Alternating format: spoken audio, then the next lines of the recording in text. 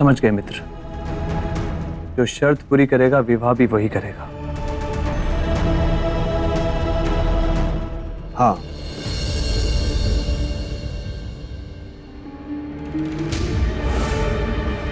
परंतु ये कैसे संभव है मित्र कि शर्त हम पूरी करें और विवाह तुम करो? यदि हम ऐसा करेंगे तो ये नियमों के विरुद्ध होगा। वो नियमों के विरुद्ध होगा और आपका दिया हुआ वचन, उसका कोई नियम नीति नहीं है। ऐसी बात नहीं है मित्र, हमारे लिए तो तुम भी प्रिय और हमारा वचन भी। तो फिर करिए ना अपना वचन पूरा और मेरी इच्छा पूरी। आप अपनी योग शक्ति से बड़ी सहजता से इस कार्य को कर सकते हैं और इसकी किसी को भनक भी नहीं लगेगी।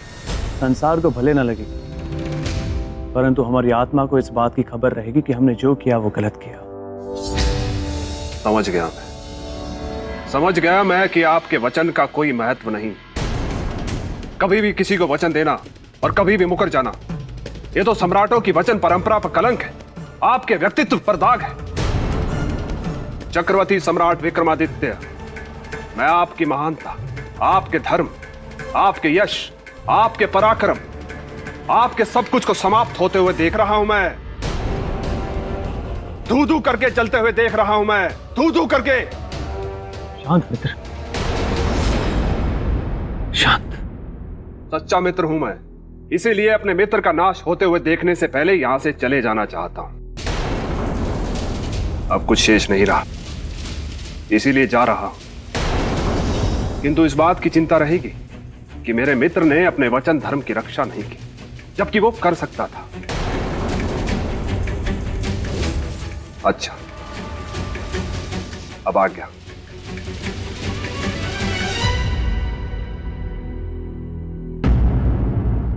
ठहरो मित्र,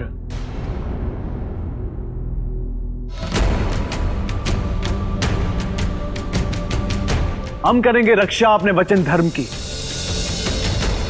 तोड़ेंगे अपने मित्र की प्रेयसी के लिए स्वयंवर की शर्त। बताओ हमें, कौन है वो स्त्री?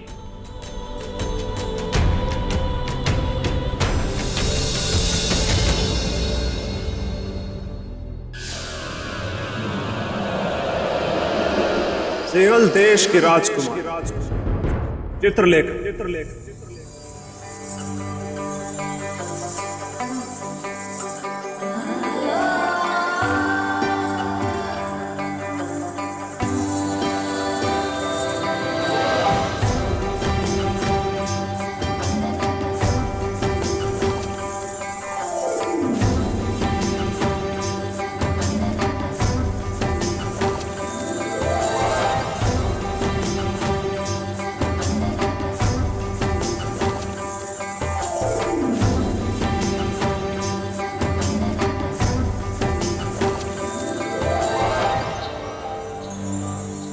प्रियतम, अपनी चित्रलेखा के प्रणाम को स्वीकार कीजिए।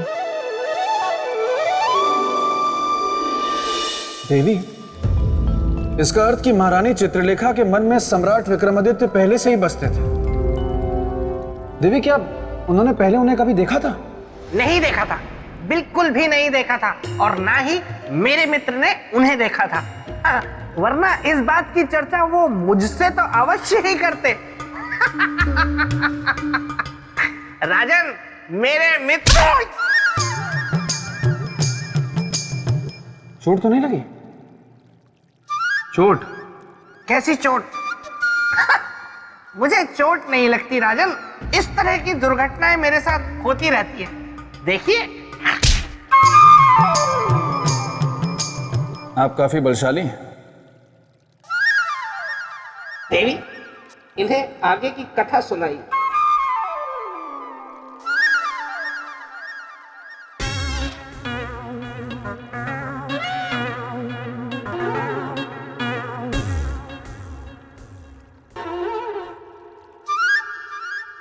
देवी, पहेली तो काफी उलझती जा रही है।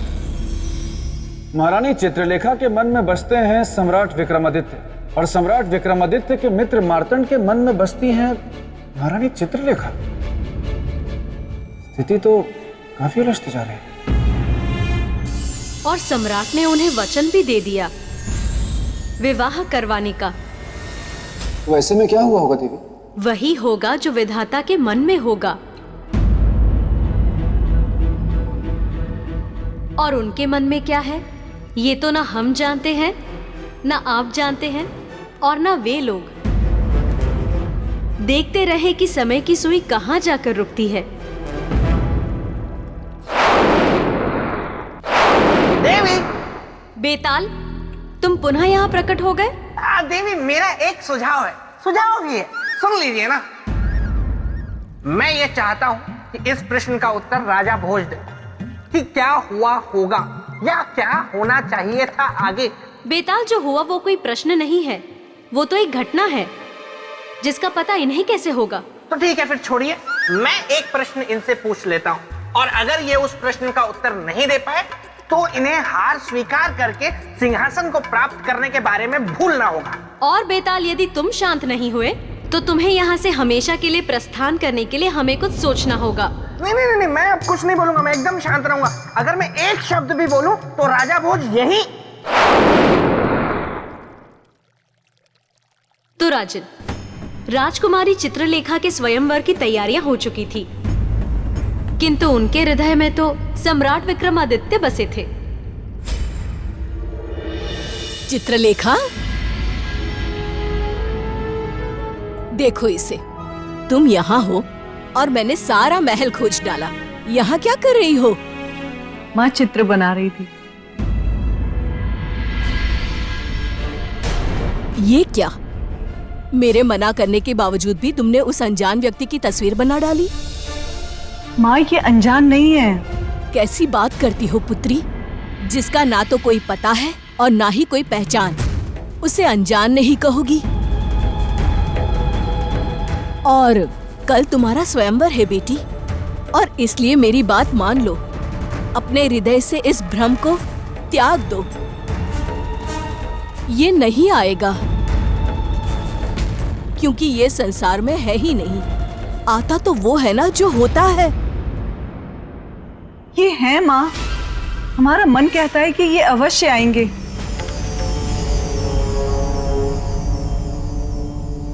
याद रखिएगा मित्र, आपको अपनी योग शक्ति के द्वारा केवल विवाह की शर्त को तोड़ना है। उस स्त्री से मेरे विवाह बंधन को नहीं।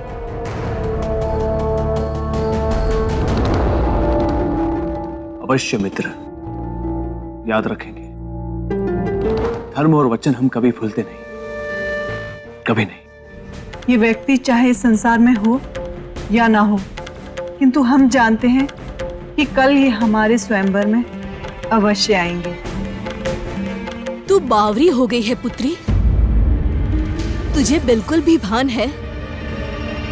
ये बात अगर तेरे पिता को पता चली तो कितना बड़ा अनर्थ हो जाएगा। माँ, हमारे स्वामी सारे अनर्थ का अंत कर देंगे, आप बिल्कुल चिंता मत कीजिए। देखिए, आप हमारा विश्वास मत तोड़िएगा। आप आएंगे ना, चाहे स्वर्ग से उतर के ही क्यों ना आना पड़े, पर जरूर आना। उर्वशी जी, इस चित्र को फौरन हटा लो यहाँ से। और चित्रलेखा, तुम हमारे साथ चलो।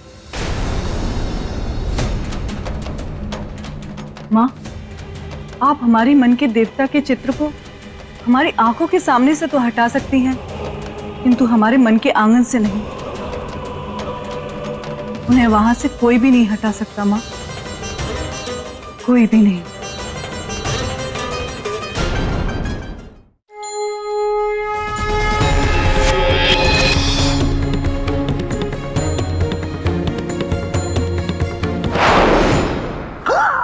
देवी, ये क्या कर रही हैं आप? इतने सारे फल राजा भोज को खाने को दे रही हैं। मुझे भी भूख लगी है, मुझे भी दीजिए। बेताल, सभी को फल मिलता है, मगर बारी बारी से। अभी बारी राजा भोज की है। फल खराब है। चख के देखता है।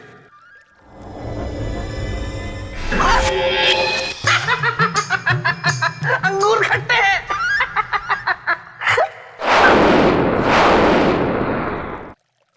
देवी, फलों का इस तरह गायब होना, इसका क्या तात्पर्य है? राजन, जीवन में कभी कभी ऐसा भी होता है कि मनुष्य अपने लक्ष्य से केवल एक कदम की दूरी पर होता है, किंतु उसे प्राप्त नहीं कर पाता।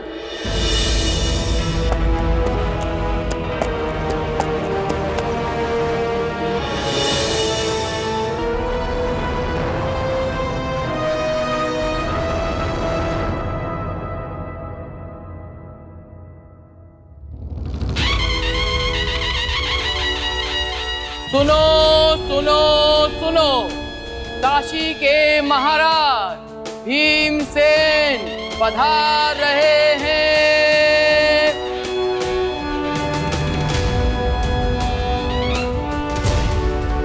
सुनो सुनो सुनो, परमवीर चक्रवर्ती उज्जैन के सम्राट विक्रमादित्य पधार रहे हैं।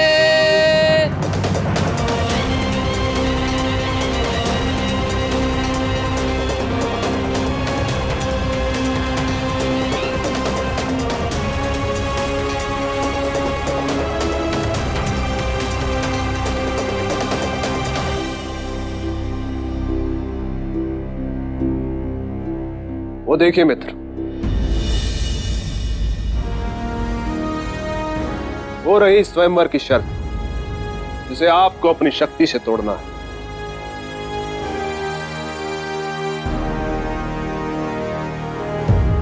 और मेरा विवाह राजकुमारी चित्रलेखा से करवाना है।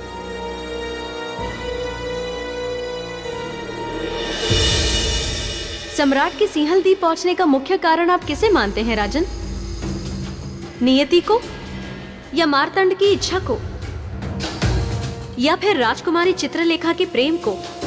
देवी, सम्राट विक्रमादित्य का मित्र मार्तंड उनके सिंहलद्वीप पहुंचने का मात्र एक माध्यम, वास्तविक कारण था राजकुमारी चित्रलेखा और उनका आत्मिक प्रेम। क्योंकि प्रेम ही है जो आत्मा को आत्मा से बांधता है, और फिर वही बंधन आगे जाके नियति बन जाता है। और उस समय सम्राट विक्रमादित्य के साथ यही घट रहा था देवी। आपने बिल्कुल सही व्याख्या की राजन। प्रेम ने चुंबक का कार्य किया, वो सम्राट को उस स्थान तक खींच तो अवश्य लाया, किंतु अब ये देखना रोचक होगा कि विजय किसकी होती है, सम्राट के वचन की या राजकुमारी के प्रेम की। राजकुमारी, राजकुमारी, क्या हुआ? ऐसी बावरी बनी भागती हुई क्यों चली आ रही हो? वो आ गए राजकुमारी, वो आ गए। कौन आ गए? अरे वही आपके तस्वीर वाले, आपके सपनों के राजकुमार। क्या? अपनी सौ, वो तो स्वयंवर सभा में पधार भी चुके हैं। हाँ,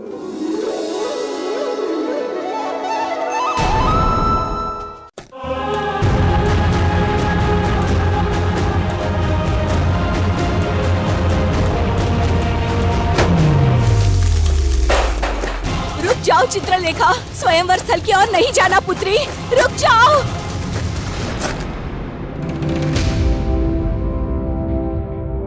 मैं राजा धर्मदत्त इस दरबार में आए सभी राजाओं का सिंहलद्वीप में हार्दिक स्वागत और अभिनंदन करता हूं।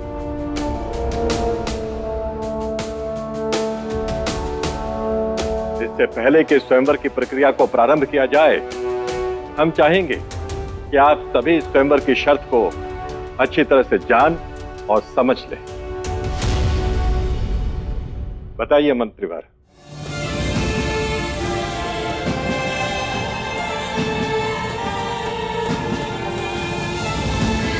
माननीय नरेशों, स्वयंवर की शर्त के अनुसार राजकुमारी चित्रलेखा उन्हें ही वरमाला पहनाएंगी जो अपने बाण से कलश को एक बार में भेद कर भगवान शिव का कलश में रखे दूध से अभिषेक करेंगे।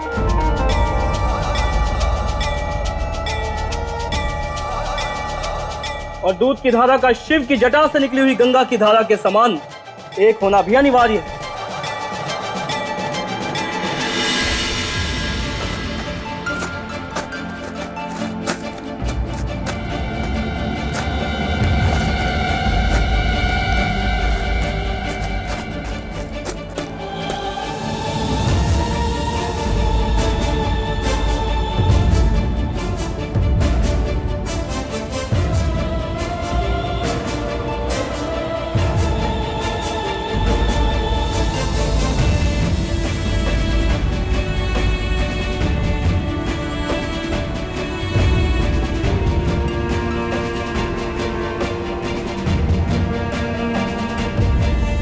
हमारे सपनों के राजकुमार आ गए आप।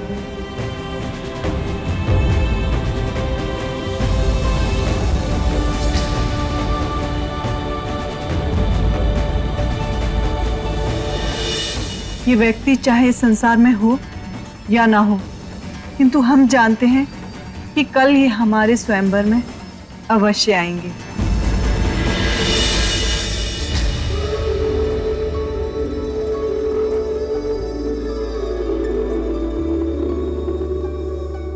राजकुमारी, राजकुमारी, आपका अभी यहाँ आना अनुचित है।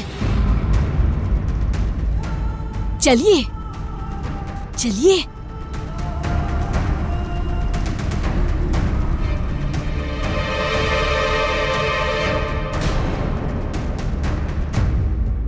देखा मित्र, यही थी राजकुमारी चित्रलेखा, अप्सरा सी सुंदर, जिन्होंने मेरे मन को अपने वश में कर रखा है।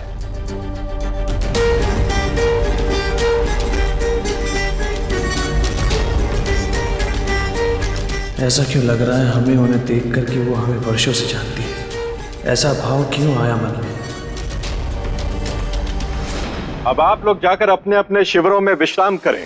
कल प्रातःकाल स्वयंवर की प्रक्रिया प्रारंभ होगी।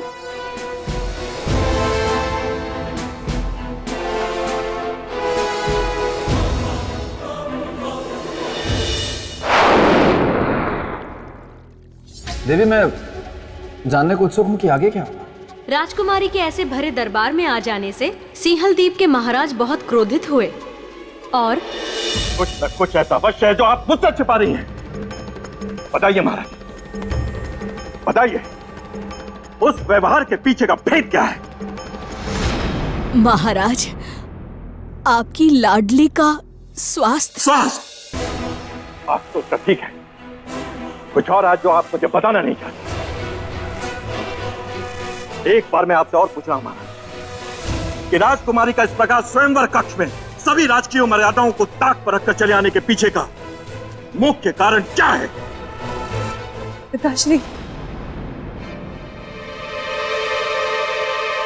आपको जो पूछना है आप हमसे पूछिए। आपके सारे प्रश्नों का उत्तर हमारे पास है। अर्थात कहना क्या चाहती हो तुम?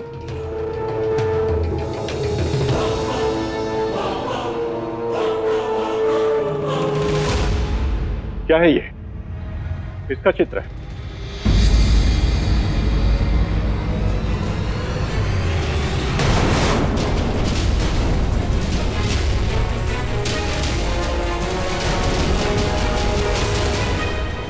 ये तो उज्जैन के चक्रवर्ती सम्राट विक्रमादित्य का चित्र है। बिल्कुल। ये आपके पास कैसे आया? इसे हमने स्वयं बनाया है। तुमने? पर तुमने इसे कब देखा? कहां देखा? अब तक तो इन्हें हमने कल्पना में देखा था, पर चित्र बनाते समय हम इन्हें जानते भी नहीं थे। पर अब इन्हें हम जानते भी हैं और स्वयंवर कक्ष में देखने के बाद पहचानते भी हैं। और एक और बात पिताश्री, अब ये केवल रंगों की बनी निर्जीव आकृति नहीं, बल्कि हमारे जीवन में रंगों को भरने वाली सजीव आकृति भी है। मतलब? हमने इन्हें अपने जीवन का अधिकारी चुन लिया है पिताश्री।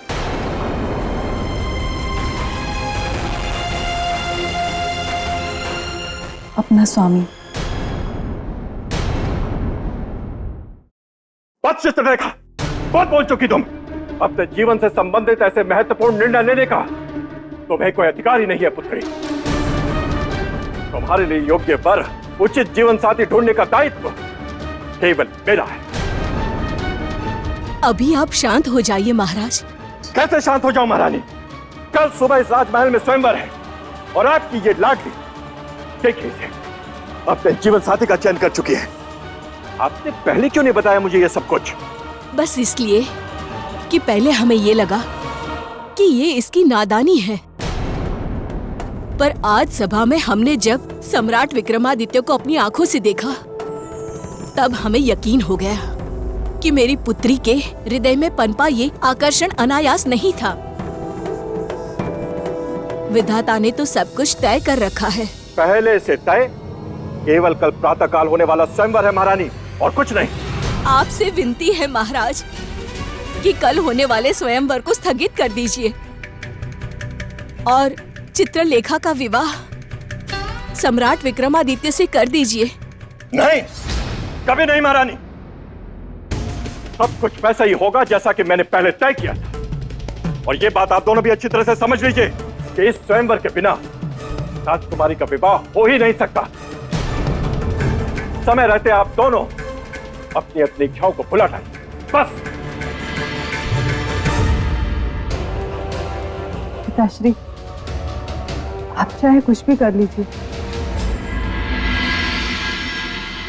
हमारे स्वयंवर की शर्त तो यही जीतेंगे और हमारा विवाह भी इन्हीं से होगा, हमारे सपनों के राजकुमार।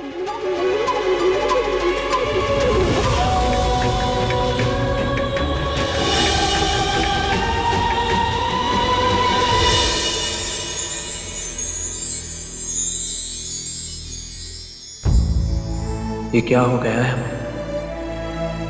हमें क्यों ऐसा लग रहा है जैसे राजकुमारी चित्रलेखा वहां केवल हमारे लिए आई थी।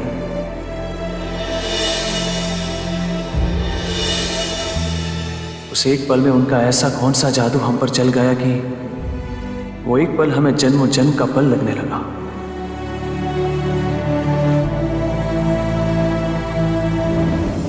क्यों मित्र, क्या सोच रहे हो? कुछ भी नहीं मित्र मार्तंड।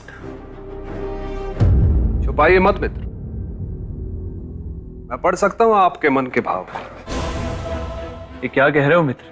आपके मन में मोह ने जन्म ले लिया है। मोह? किसके प्रति? राजकुमारी के प्रति। सच कह रहा हूं ना मैं। और कुछ भी हो मित्र, आप अपने दिए हुए वचन के सच को मत भुलाइएगा। मित्र, पृथ्वी सूर्य के चारों ओर घूमना भूल सकती है, परंतु हम अपने वचन को कभी नहीं भूल सकते।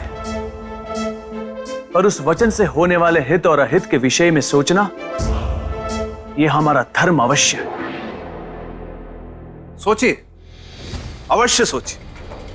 मैं आपको सोचने से नहीं रोकूंगा, परंतु स्वयंवर में भाग लेने से अवश्य रोकूंगा। आप स्वयंवर में भाग नहीं लेंगे, वहां केवल मैं जाऊंगा। आप केवल अपनी योग शक्ति के द्वारा अपने आप को मेरे शरीर में स्थापित करेंगे, बस। और स्वयंवर की शर्त आप पूरी करेंगे? हाँ बिल्कुल, तभी तो मैं विवाह कर सकूंगा राजकुमारी चित्रलेखा से। परंतु ये योग शक्ति का अपमान नहीं होगा मित्र? योग शक्ति का अपमान या राजकुमारी के प्रति उपजे उस मोह का अपमान? नहीं मित्र, हम तो ये सोच रहे हैं कि महाराज धर्मदत्त और राजकुमारी के साथ कोई छल ना हो जाए। मित्र, ऐसा करके छल तो आप हमारे साथ कर रहे हैं। साफ साफ बोलिए कि मोह जाग गया है। तोड़ दीजिए वचन, लौट जाइए वापस। नहीं मित्र, हम यहां लौटने के लिए नहीं आए। तो फिर इस शुभ अवसर पर ये धर्म अधर्म, छल माया, मान अपमान जैसी अशुभ बातें मत कीजिए।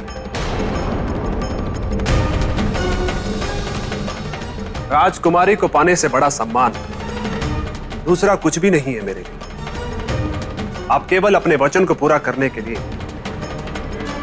अपने मन को तैयार कीजिए। बाकी जो होगा मैं देख लूंगा।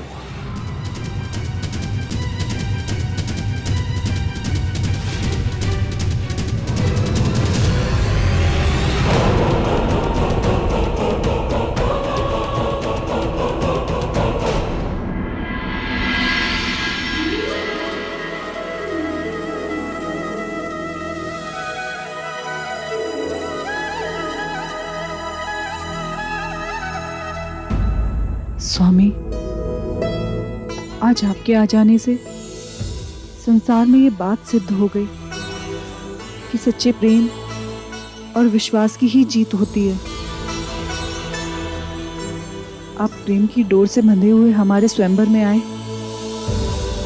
हम आपके ऋणी हुए।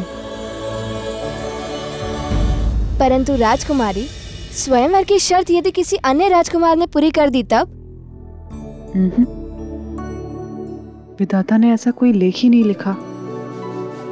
हम जानते हैं कि हमारे स्वयंवर की शर्त केवल सम्राट विक्रमादित्य ही पूरी करेंगे। राजकुमारी, राजकुमारी! क्या हुआ? तुम इतनी घबराई हुई क्यों हो? बहुत बड़ा अनर्थ हो गया। बोलो। सम्राट विक्रमादित्य स्वयंवर में भाग नहीं ले रहे हैं। उनके स्थान पर उनके मित्र मार्तंड भाग लेंगे और वे उनका सहयोग करेंगे। नहीं, ऐसा नहीं हो सकता। हमारा विश्वास नहीं टूट सकता।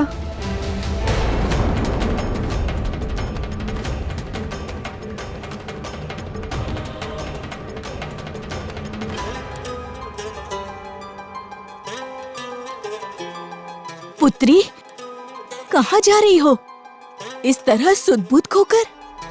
स्वयंवर स्थल पर माँ। क्यों? किस लिए?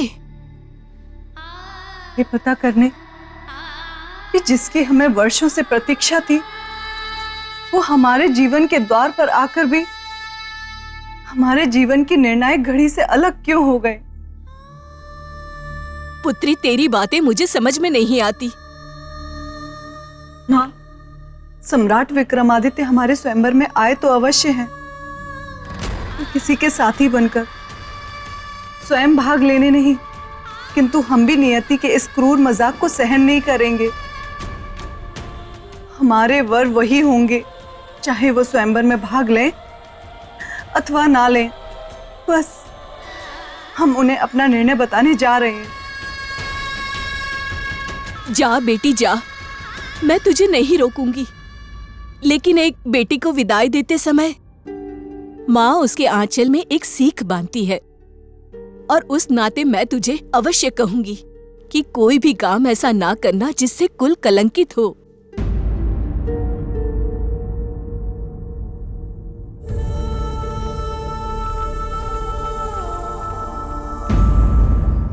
राजन, क्या करेगी राजकुमारी चित्रलेखा? कैसे प्रकट करेंगी अपनी मन की बात सम्राट के सामने? क्या तोड़ देंगी मर्यादा, लांग जाएंगी लज्जा की दीवार, या देवी, प्रेम को प्रकट करने के लिए, उसे जताने के लिए ना तो किसी मर्यादा को तोड़ने की आवश्यकता होती, ना किसी शब्दों की सहायता की।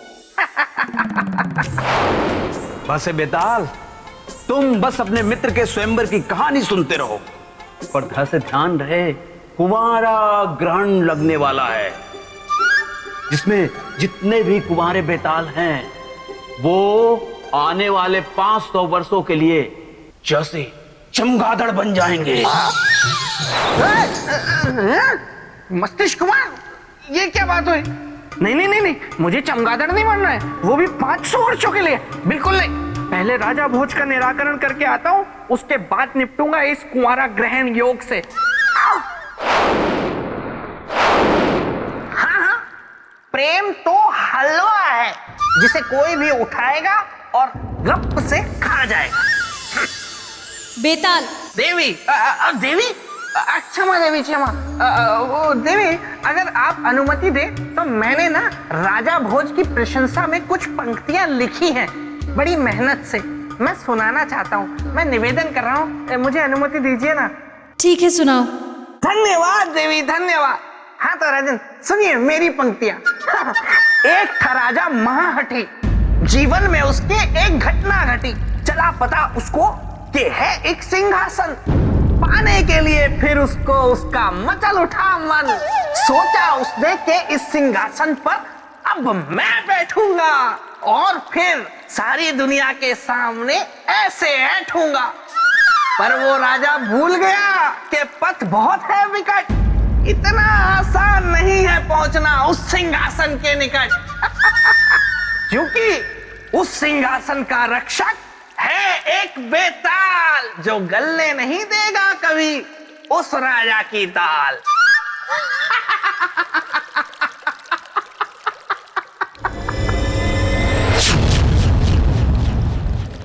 अच्छा देवी, फिर क्या हुआ? राजन, राजकुमारी चित्रलेखा सम्राट से मिलने पहुंची और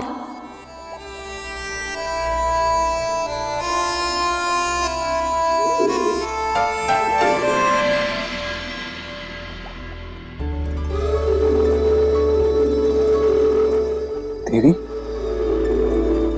आप यहाँ? जहाँ संगीत वहाँ सरगम, जहाँ दिया वहीं बाती, और जहाँ कंठ वहीं वाणी। आपकी बातों में तो कविता झलक रही है। ये कहकर आपने हमें धन्य कर दिया। क्यों नहीं? जो कोई भी आपकी पंक्तियां सुनेगा वो यही कहेगा कि आप अच्छी कविता सुनाते। किंतु आज तक हमने अपनी कविता किसी को सुनाई नहीं, सबसे छुपा कर रखा। वो क्यों? क्योंकि आप जो हमें नहीं मिले थे। ऐसा क्यों?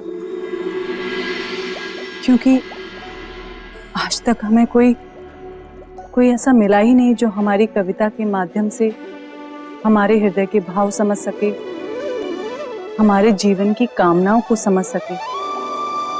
किंतु आज हमें ये विश्वास हो गया है कि यदि आप हमारे शब्दों को अपना संगीत दें तो जहाँ एक और जीवन में कविता के रूप में हमारी भावना जाग उठेगी, तो वहीं एक और हमारा जीवन भी खिल उठेगा। तो क्या ये उपकार आप हम पर करेंगे? उपयोग नहीं, सहयोग। तो क्या आप हमारे सहभागी बनेंगे? स्वर दे। सहभागी होने के लिए धन्यवाद।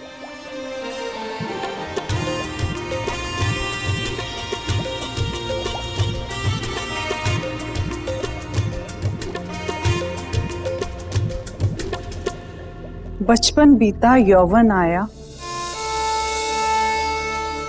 प्रेम ने अपना गीत गाया।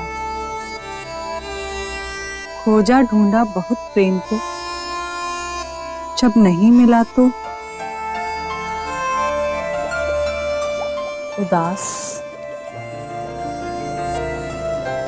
निराश। कौन होगा हमारा प्रेम? कहाँ मिलेगा हमारा अपना प्रेम? तब मन ने हमारा सर सहलाया, एक रूप हमें दिखाया। और देखो भाग्य हमारा, हमने सामने उसको पाया।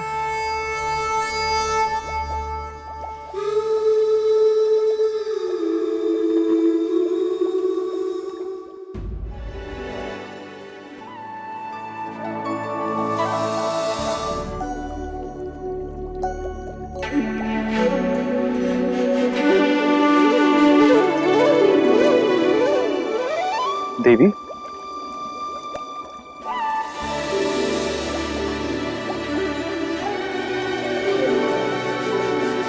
आज है हमने उसको पाया, ये किसके लिए है संबोधन?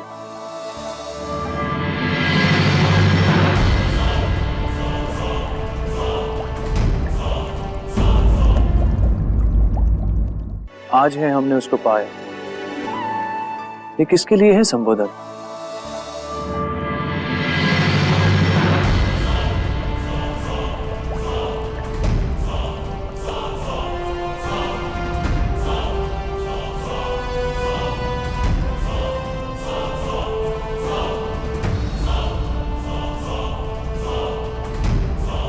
क्यों लग रहा है ऐसा कि मानो हमें ही सवालों के घेरे में खड़े कर दिए गए?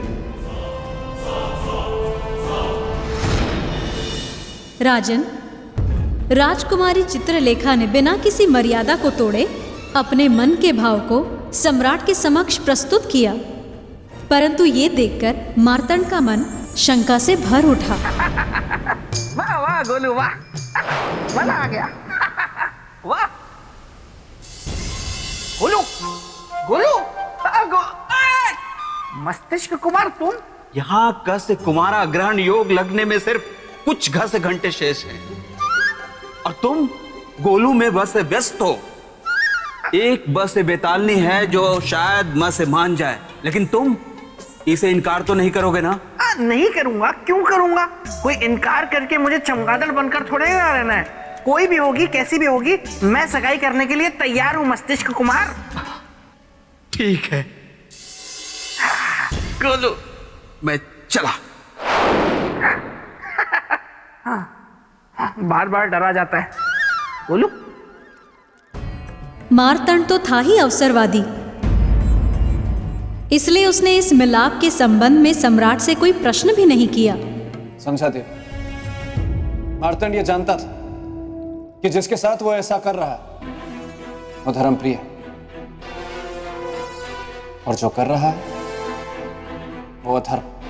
हाँ राजन, उसे भय था पूछताछ से कि कहीं सम्राट विक्रमादित्य क्रोधित हो गए तो सब बिगड़ जाएगा, इसलिए उसने उस बात की अनदेखी की। तो क्या सम्राट भी उसकी चतुराई को समझ नहीं पाए, या फिर वो भी जानबूझकर? दोनों में से कुछ नहीं। दोनों में से कुछ नहीं? नहीं, क्योंकि सम्राट विक्रमादित्य रात भर राजकुमारी चित्रलेखा की कविताएं समझने में ही लगे रहे। बचपन बीता यौवन आया, प्रेम ने अपना गीत गाया, खोजा ढूंढा बहुत प्रेम को, जब नहीं मिला तो उदास निराश। कौन होगा हमारा प्रेम? तब मन ने हमारा सर सहलाया, एक रूप हमें दिखाया, और देखो भाग्य हमारा, हमने सामने उसको पाया। कौन था उस कविता का प्रेमी? कहीं राजकुमारी का संकेत हमारी ओर तो नहीं था? नहीं नहीं, हम नहीं हो सकते। हम कैसे हो सकते हैं? पर जब हम नहीं है उस कविता के पात्र, तो फिर हमें सुनाने का क्या अर्थ? समझ में नहीं आ रहा है कि यह हमारा भ्रम है या फिर। इसी उधेड़-बुन में सम्राट की पूरी रात बीत गई। उनका ध्यान तब टूटा जब प्रातःकाल स्वयंवर का बिगुल बजा।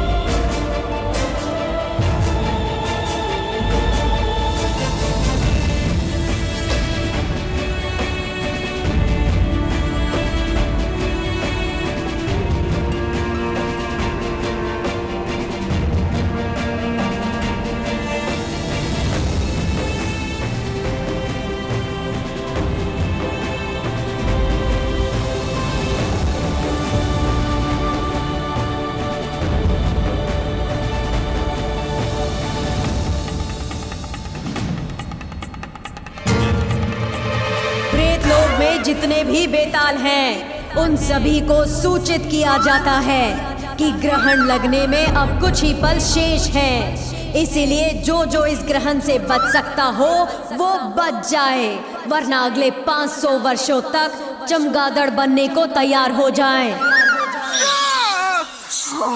ये कुंवारा ग्रहण योग लगने में गोलू सिर्फ कुछ ही पल शेष है और मस्तिष्क कुमार का कोई कुछ पता नहीं है।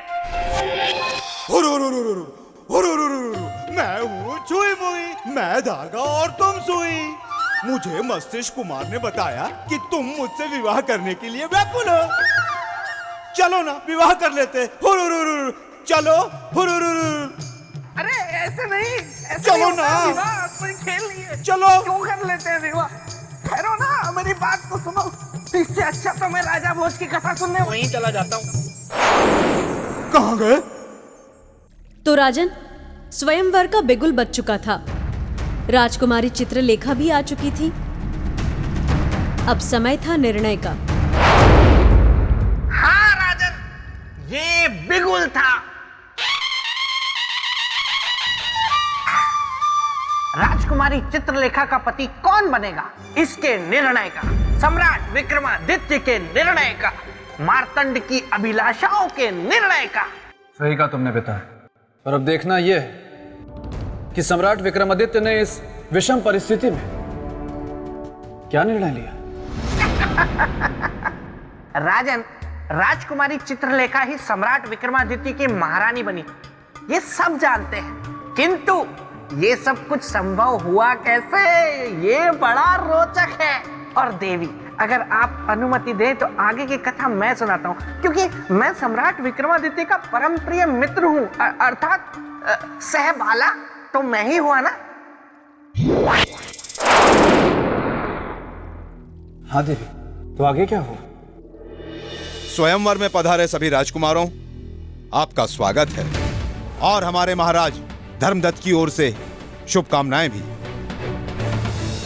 स्वयंवर की शर्त के अनुसार मंच पर पड़े हुए धनुष बाण से ऊपर के कलश को बेधकर देवादिदेव महादेव शिव के शिवलिंग स्वरूप का अभिषेक करना है और इसके लिए प्रत्येक राजकुमार को 3 अवसर प्राप्त होंगे और जो अभिषेक करने में सफल हुआ उन्हें राजकुमारी चित्रलेखा अपनी वरमाला पहनाएगी।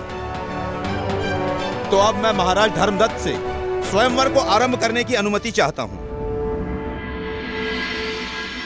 और सबसे पहले मैं आमंत्रित करना चाहता हूं डुमरांव के राजकुमार कौशलेंद्र राज सिंह को।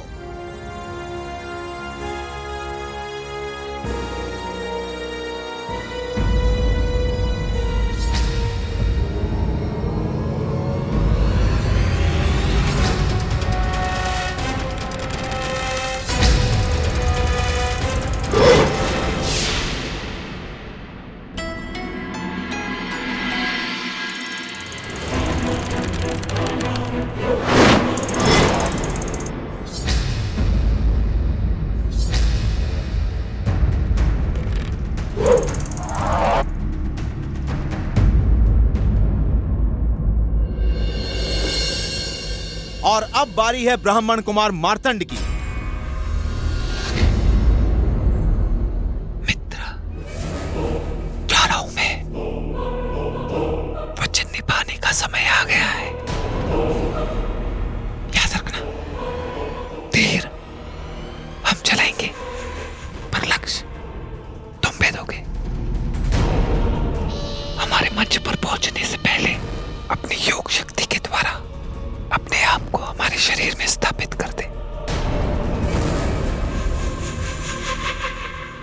ये कैसा धर्म संकट है, राजकुमारी से छल करो या अपने मित्र को दिया वचन तोड़ो।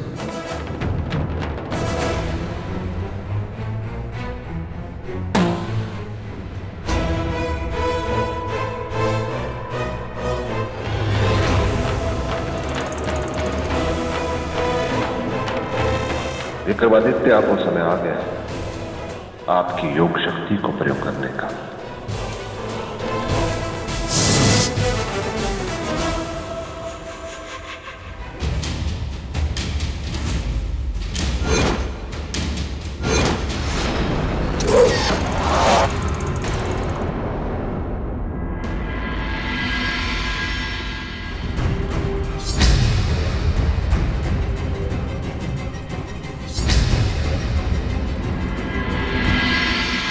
धन्यवाद महादेव।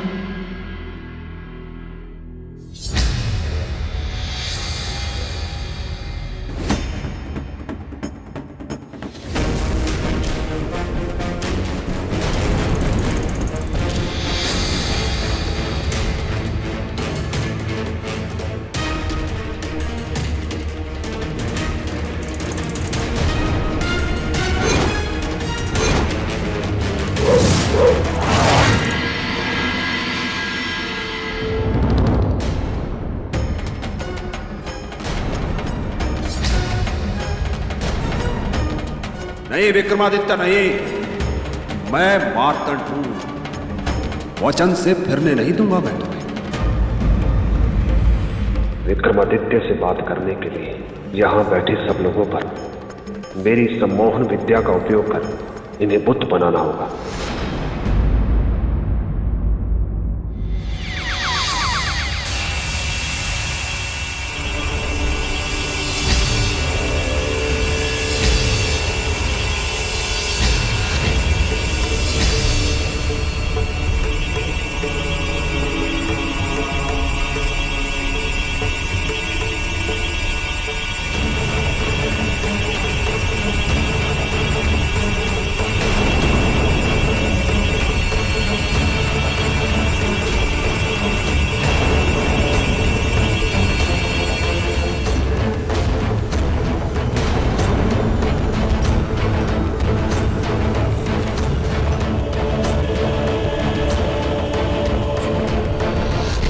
सम्राट, क्या हो गया है आपको? वचन भूल गए या चूक गई शक्ति? 2 बाण विफल हो गए, तीसरा नहीं जाना चाहिए। सम्राट विक्रमादित्य को कुछ पता नहीं था पहले क्या हुआ और आगे क्या होने वाला है, क्योंकि जब व्यक्ति द्वंद्व के बीच फंसता है तो उसे कोई सुध नहीं होती। और यही स्थिति सम्राट विक्रमादित्य की थी, क्योंकि वे प्रेम और धर्म के द्वंद्व के बीच फंस गए थे। सम्राट, क्या हो गया है आपको? कहां गए आपके शब्द? मैं अपना नाम भूल सकता हूं, किंतु वचन नहीं।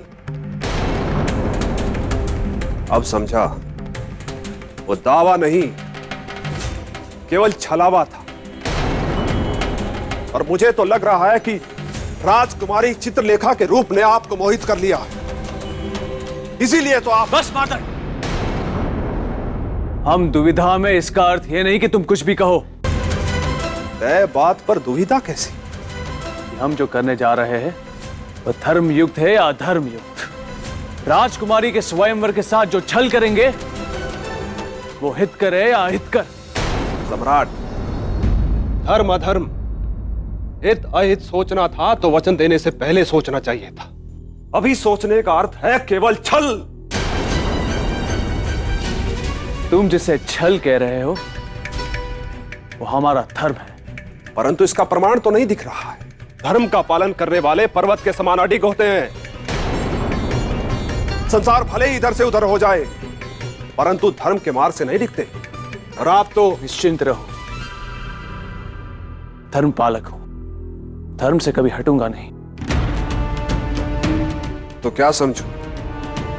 तुमने मुझे बना दिया स्वयंवर का विजेता। विजयी वहां है, उस कलश पे।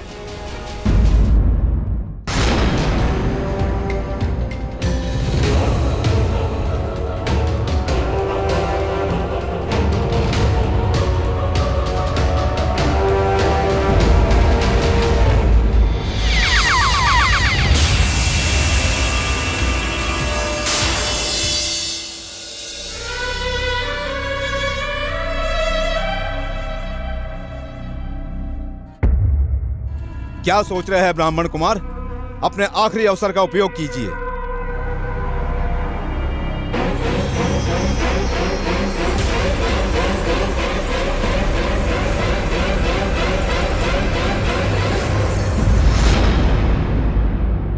सम्राट, आपके अलावा और कोई हमारा स्वयंवर नहीं जीत सकता। ये हमारा विश्वास है। महादेव, विश्वास बनाए रखिए।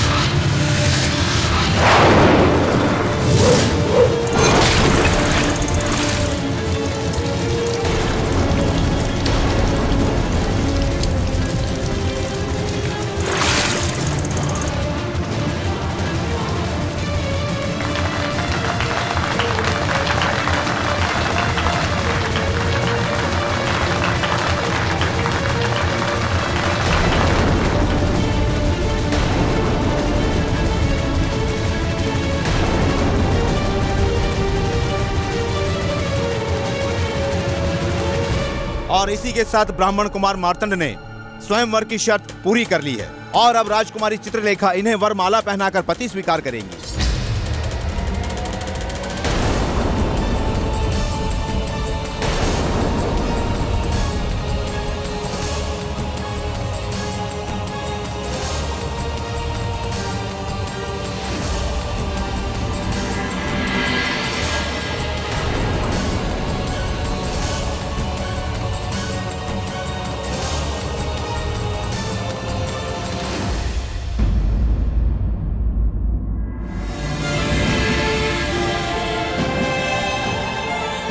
चित्रलेखा, पुत्री चित्रलेखा, आगे बढ़ो और अपने जीवन साथी के गले में वरमाला डाल दो। चाहो पुत्री।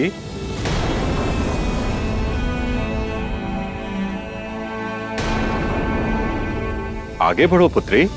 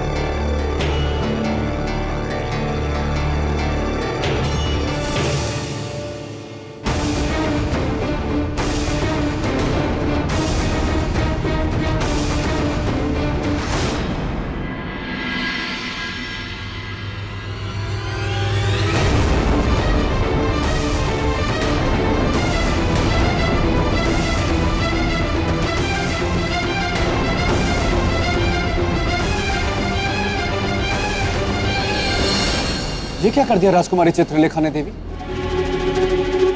हरी सभा में स्वयंवर का अपमान कर दिया।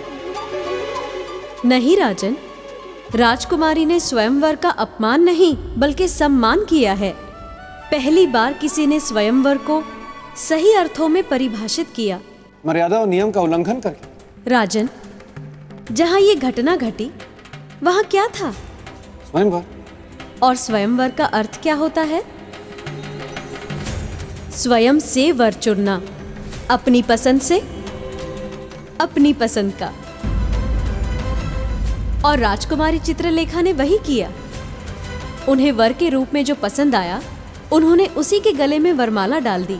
और वो जो स्वयंवर की शर्त थी, वो उससे स्वयंवर में भाग लेने वाले बंधे थे, वो नहीं बंधी थी, क्योंकि शर्त उन्होंने नहीं रखी थी। क्या हो गया? बेताल, तुम फिर आ गए कथा में विघ्न डालने। क्या करूं देवी, मेरे सर पर दो दो तलवारें लटक रही हैं। एक तो कुछ ही पलों में कुंवारा ग्रहण योग लग जाएगा। अगर उसके पहले मैंने सगाई नहीं की तो 500 वर्षों तक मुझे चमगादड़ बनकर रहना पड़ेगा। और अगर मैंने सगाई की तो वो भयानक छुई मुई मेरे गले पड़ जाएगी। राजा भोज, आप तो स्वयं को बुद्धि का भंडार समझते हैं ना, तो अपने भंडारे में से थोड़ा खर्चा कीजिए और बताइए कि ऐसी स्थिति में मुझे क्या करना चाहिए। स्थिति तो गंभीर है, पर मुझे लगता है कि आपको सगाई कर लेनी चाहिए। चमगादड़ बनने से तो बेहतर है ना। सत्य वचन राजा। देवी, मैं जा रहा हूं और ये सिंहासन आपकी सुरक्षा में सुरक्षित रहेगा। इसे बैठने मत दीजिएगा।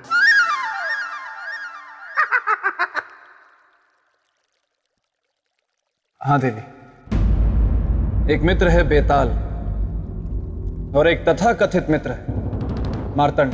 मार्तंड सम्राट विक्रमादित्य को विवश कर सकता था, किंतु राजकुमारी चित्रलेखा को नहीं। इसलिए राजकुमारी चित्रलेखा ने सम्राट विक्रम को वर चुनकर सही किया। परंतु ऐसा करके उन्होंने बहुत बड़ा संकट खड़ा कर दिया। आपका संकेत अधिकार का है, ना कि राजकुमारी पर किसका अधिकार होगा, मार्तंड का या सम्राट का। सही कह रही हूं ना मैं? बिल्कुल सही कहा देवी। यही प्रश्न उस दिन राजसभा में सभी के समक्ष था।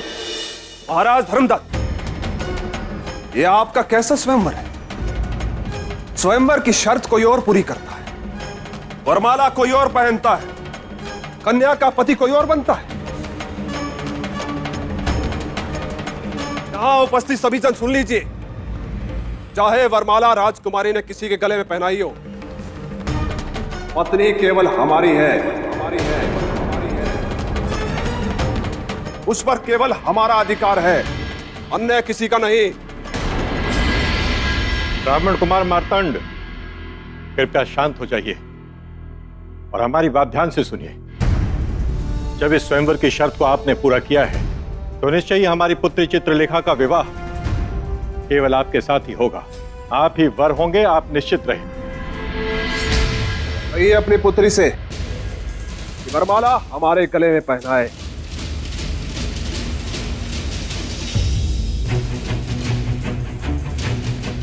देखो पुत्री चित्रलेखा, तुम्हारे हाथ तो यह घोर अनर्थ हो गया है पुत्री।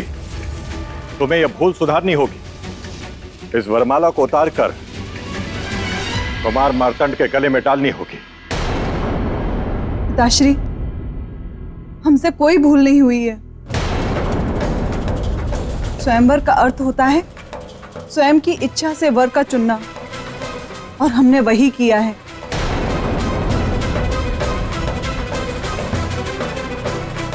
यही हमारा अटल निर्णय है और हमारा यही अंतिम निर्णय होगा। पुत्री चित्रलेखा,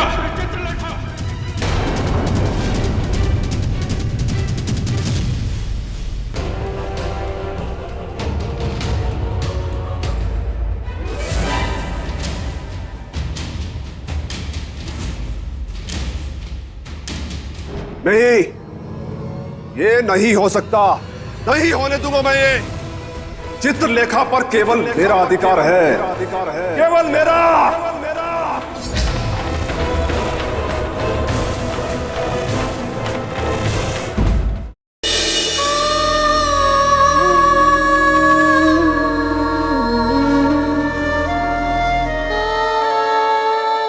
पुत्री, एक माँ होने के नाते मैं तुम्हारी भावनाओं के साथ अवश्य हूं, किंतु एक महारानी होने के नाते राजधर्म की ओर से आंखें भी नहीं मूंद सकती। तुमने जो किया पुत्री, वो उचित नहीं किया।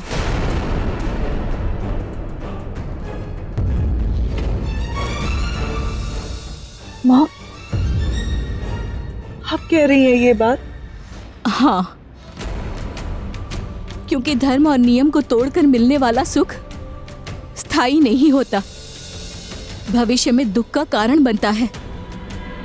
और एक माँ होने के नाते मैं कभी नहीं चाहूंगी कि मेरे पुत्री के जीवन पर दुख की एक छाया भी पड़े। इसलिए पुत्री, अब मार्तंड ही तुम्हारा पति है। नहीं माँ, हम उसे अपना पति नहीं मान सकते। चित्रलेखा,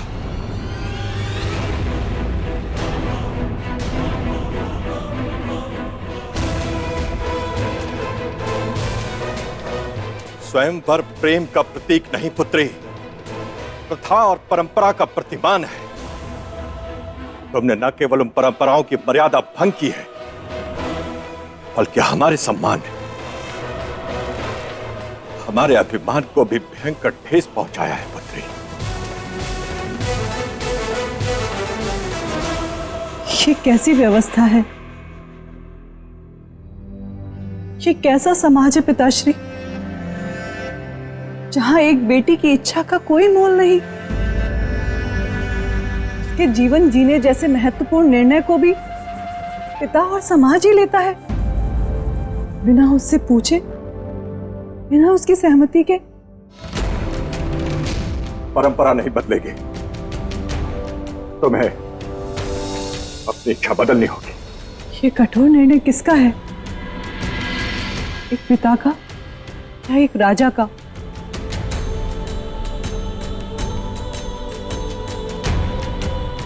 यदि एक पिता का हुआ तो हम पिता की इच्छा पूरी करने का उपाय सोचेंगे। और यदि एक राजा का हुआ तो हम विरोध करेंगे।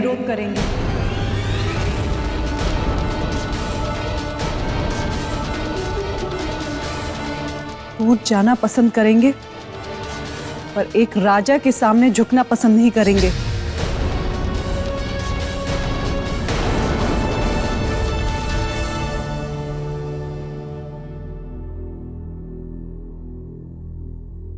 तो आज एक पिता अपनी पुत्री से विनती करता है, बदल दे अपना ये निर्णय पुत्री। नहीं पिताश्री, अब ये निर्णय हमारा नहीं रहा। सम्राट हमारे जीवन साथी हैं। इसके कारण हम दोनों के जीवन के सारे निर्णय हम दोनों की राय के द्वारा ही लिए जाएंगे। तो आपके मान के लिए इस संदर्भ में हम उनसे बात अवश्य करेंगे।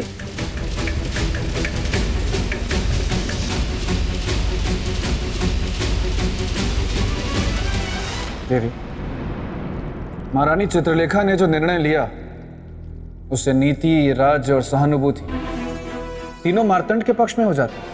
हाँ राजन, किंतु प्रेम और हृदय ना किसी नीति को जानते हैं, ना किसी राज्य को मानते हैं। इसका अर्थ कि महारानी चित्रलेखा को अपने प्रेम के आगे ना स्वयंवर दिखाई दिया और ना अपने पिता का आदेश।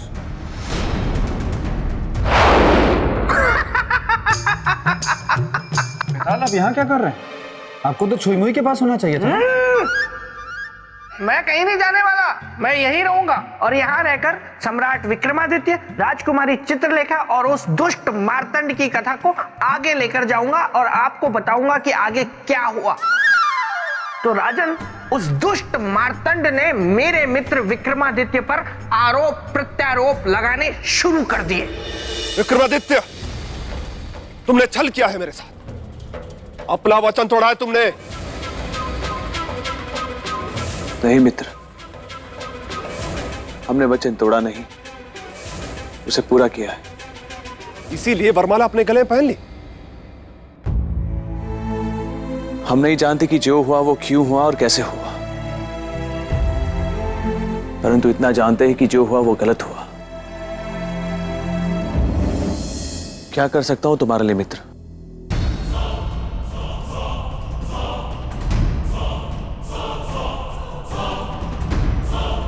यहां से चले जाइए, यहां से चले जाइए, अविलंब, अविलंब।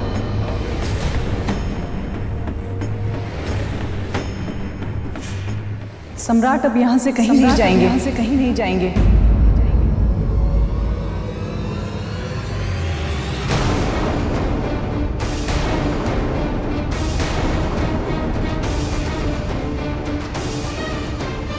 आप इन्हें रोककर हमारी अड़चन को रोक रही हैं। अड़चन तो आप उपस्थित कर रहे हैं ब्राह्मण कुमार। मैं और अड़चन? ये क्या कह रही हैं आप? देवी स्वयंवर की शर्त के अनुसार आप मेरी पत्नी हैं और मैं आपका पति। आप जानती हैं ना, स्वयंवर की शर्त को मैंने पूरा किया है। वो शर्त हमारी नहीं थी, हमारे पिता की थी।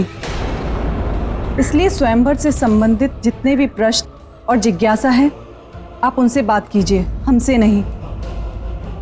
अब हमें एकांत दीजिए, हमें सम्राट से कुछ बात करनी है।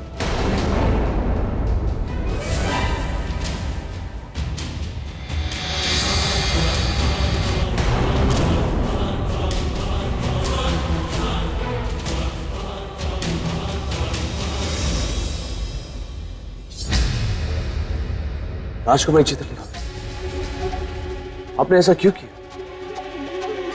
अपने प्रेम के लिए।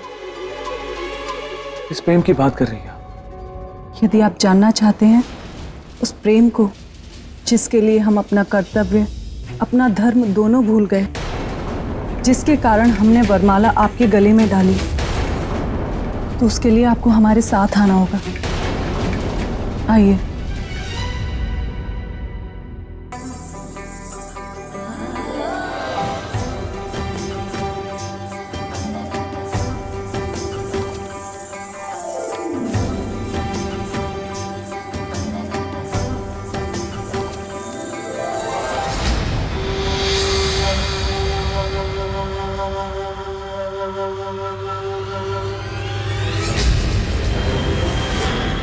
पानी सर से ऊपर हो, इससे पहले मुझे महाराज धर्मदत्त से बात करनी होगी।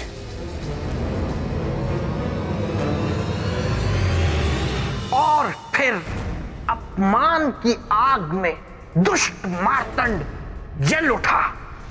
राजन, एक प्रश्न मेरे पेट में बड़ी देर से गुदगुदी कर रहा है। देवी, अगर आप आज्ञा दें तो मैं पूछ लूं इनसे? नहीं बेताल, तुम वापस प्रेत भूमि जाओ, वहां छुईमई तुम्हारी प्रतीक्षा कर रही है। नहीं नहीं नहीं नहीं नहीं नहीं नहीं देवी, मेरी गुदगुदी बंद हो गई। मुझे कोई प्रश्न ही नहीं पूछना। मैं तो एकदम चुप रहूंगा, लेकिन यही रहूंगा। और फिर राजकुमारी सम्राट को ले गई अपने प्रेम का प्रमाण देने।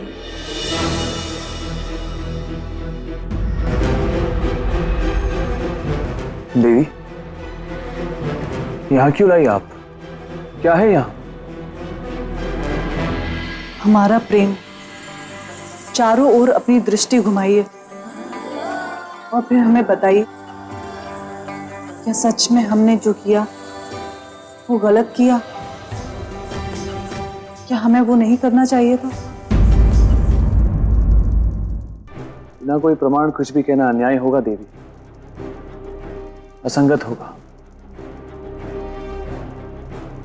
प्रमाण मिलेगा।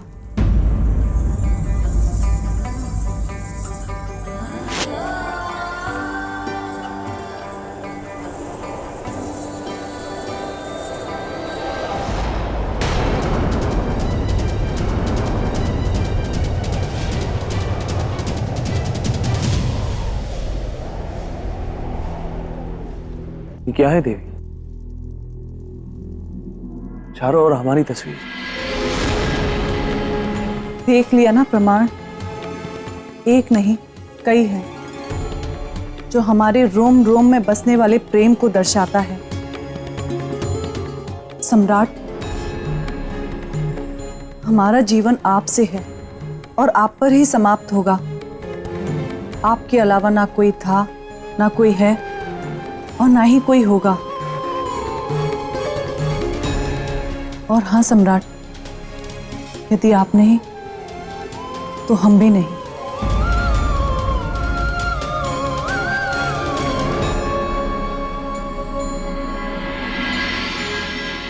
मार्तंड जी, मैं आपसे एक बार पुनः कह रहा हूं कि सम्राट विक्रमादित्य से हमारा कोई संबंध नहीं है। विवाह की शर्त आपने पूरी की है, इसलिए मेरी पुत्री का विवाह आपसे ही होगा। मेरी पुत्री पर अधिकार अब केवल आपका ही है। तो फिर विलंब कैसा? विदा कीजिए अपनी पुत्री को। किंतु बिना विवाह संस्कार के? इसकी कोई आवश्यकता नहीं। मैं अपने आश्रम में विवाह करना चाहता हूं। आप बस विदाई की तैयारी कीजिए। महाराज को अपनी तरफ मिलाकर कौन सा बड़ा कद्दू में तीर मार दिया मार्तंड ने? ये मुझे कौन खींच रहा है? पहले तो मुझे सौंदर्य लेखा खींचती थी खेचन शक्ति से, लेकिन अभी कौन खींच रहा है? छुईमुई, तुम्हारे पास भी खेचन शक्ति है? तुम्हें क्या लगा था मेरे बेताल? तुम मुझे नहीं बुलाओगे तो क्या मैं तुम्हें नहीं बुला सकती? तुम मुझे बुला नहीं, रुला भी सकती हो। कृपया करके जल्दी बता दो कि क्या बात है। मुझे वापस जाना है। वहाँ मेरे मित्र की कथा चल रही है, जिसका सुनना मेरे लिए बहुत जरूरी है। तुम्हें उस कथा की पड़ी है और मेरी इस व्यथा का क्या? सुनो ना, मुझे ना प्रतिदिन नृत्य करने का बहुत शौक है। हाँ, तुम्हें भी पसंद है ना? तो चलो नृत्य करते हैं। देखिए देखिए देखिए, मुझे नृत्य करना नहीं आता है। मुझे एकांत चाहिए, इसलिए मुझे एकांत में छोड़ दो और यहाँ से चली जाओ। चली जाइए।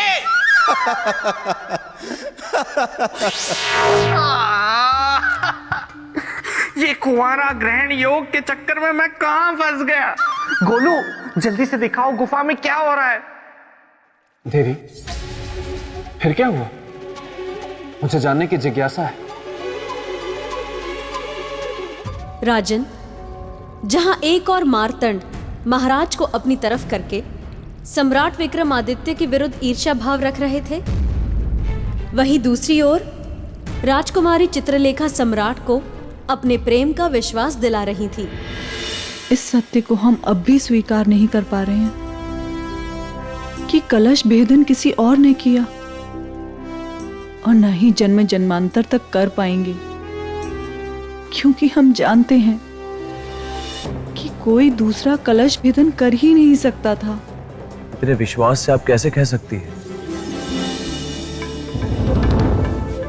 इसलिए क्योंकि हमारा प्रेम सच्चा है, वो विश्वास की नींव पर खड़ा है। अब बताइए, क्या आपको अब भी लगता है कि हमने जो किया वो गलत किया? हमें नहीं डालनी चाहिए थी आपको वरमाला? कैसे कहे कि आपने वरमाला डालकर गलत किया? आपको देखते ही हमारे मन में भी तो यही भाव आया था कि आपसे हमारा संबंध भी सदियों पुराना है। क्या सोच रहे हैं सम्राट? हमारे प्रेम का निर्णय सुनाइए, हमारे प्रेम का निर्णय सुनाइए। देवी, एक पराजित और अपराधी क्या निर्णय देगा? निर्णय तो सदा विजयी सुनाता है। मैंने सुनी आपकी प्रेम गाथा और इन चित्रों का सत्य भी सुना। प्रशंसा करता हूं आपके समर्पण की। किंतु देवी, अब इन सब का कोई अर्थ नहीं। अब आप मेरी पत्नी हैं। अब आपको अपना समर्पण मुझे करना है। दासियों, ले चलो राजकुमारी चित्रलेखा को और इनकी विदाई की तैयारी करो। रुक जाओ! कोई भी राजकुमारी की इच्छा के विरुद्ध इन्हें यहां से नहीं ले जाएगा। ये एक स्त्री की स्वतंत्रता पर प्रहार है और हम ऐसा कभी नहीं होने देंगे।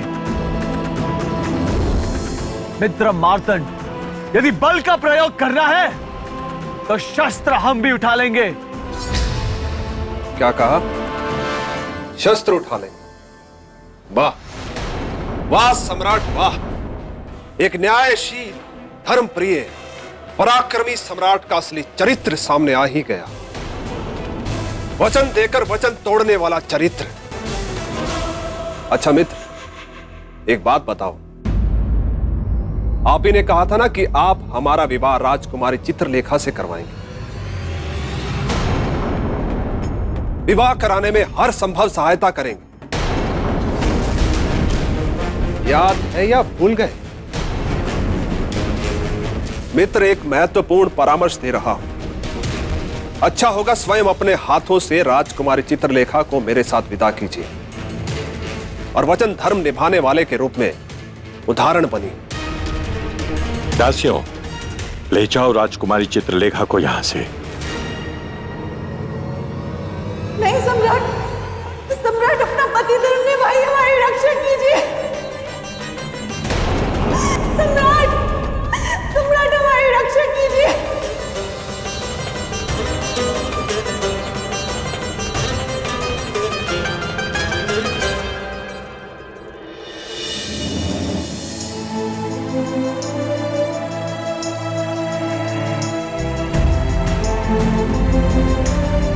हमारा जीवन आपसे है और आप पर ही समाप्त होगा। आपके अलावा ना कोई था, ना कोई है और ना ही कोई होगा। यदि आप नहीं तो हम भी नहीं।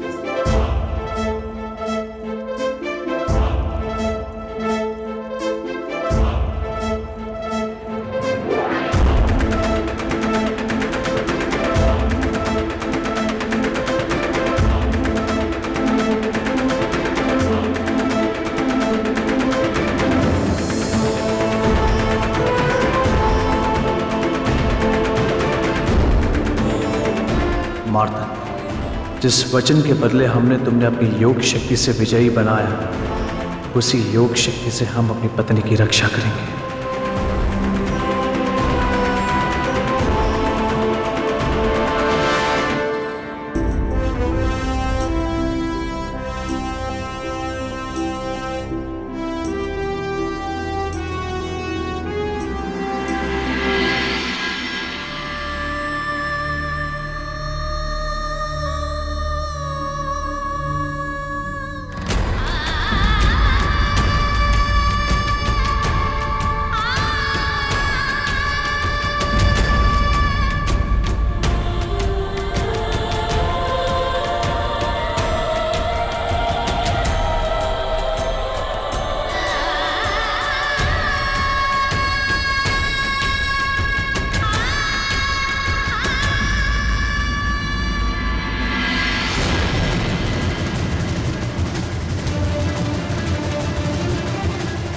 मार्तंड,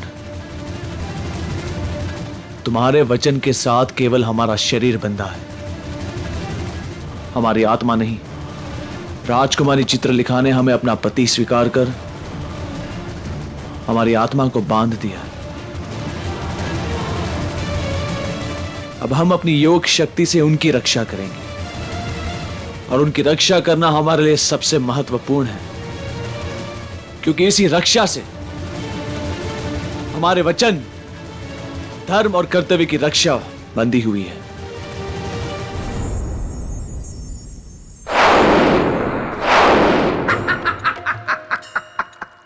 इसे कहते हैं नायक। वो कुटिल कपटी दुष्ट मार्तंड सोच भी नहीं सकता था कि मेरे मित्र विक्रमादित्य जब एक बार कुछ करने का ठान लेते थे या किसी को अपना मान लेते थे तो फिर पीछे नहीं हटते थे। तुम फिर आ गए बेताल? हाँ, मैं फिर आ गया।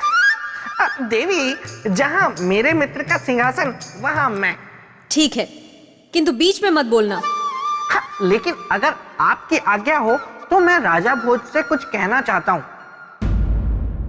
कहो। राजन, अभी जब मैं यहाँ आ रहा था तो आते आते रास्ते में मैंने एक सपना देखा, और मेरे सपने में एक मनुष्य रास्ते पर बैठा अपने सर पर यूं हाथ रखे हाय हाय करके रो रहा था। मैंने उससे पूछा कि तुम कौन हो, तो उसने मुझे बताया कि मैं एक राजा हूं और मेरा राजपाट सब चला गया। उसके पास बिल्कुल ऐसी तलवार भी थी, और वो। बेताल, व्यर्थ की बातें मत करो। देवी, मेरे मन में बार बार एक प्रश्न उठ रहा है कि महाराज धर्मदत्त ने महारानी चित्रलेखा को मार्तंड के साथ विदा कर दिया, और ऐसे में सम्राट विक्रमादित्य ने क्या किया? चंद्रासम च डामरुम चिरापुत्रम च बिभ्रति एक विराकाल रात्रि या भूक्ता काम दस्तुता। चंद्रासम च डामरुम चिरापुत्रम च बिभ्रति एक विराकाल रात्रि या भूक्ता काम दस्तुता।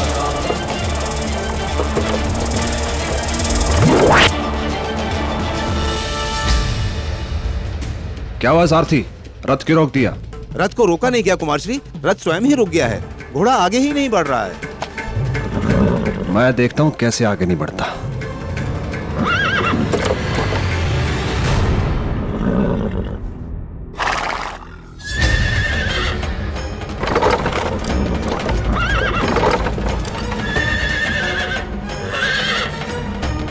सैनिकों धक्का मारो।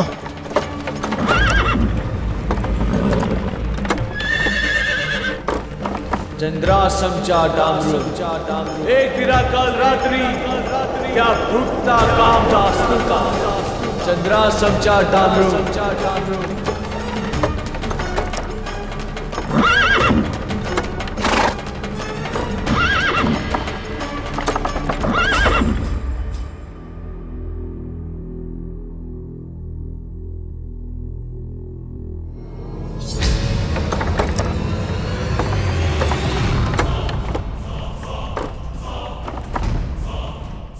रथ नहीं चल रहा है, कोई बात नहीं। देवी अब एक ब्राह्मण की पत्नी है, मेरे साथ पैदल चलेंगी। आइए नीचे उतरिए।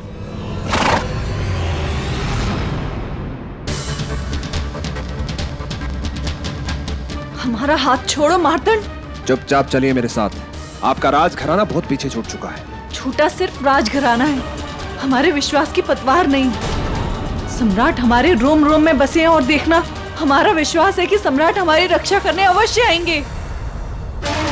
चंद्रासम चा डामरू शिरापुत्रम चा बिभ्रति एक विराकाल रात्रि क्या भुगता काम दास्तुता। अब छोड़िए हमारा हाथ, हमें कहीं नहीं जाना आपके साथ।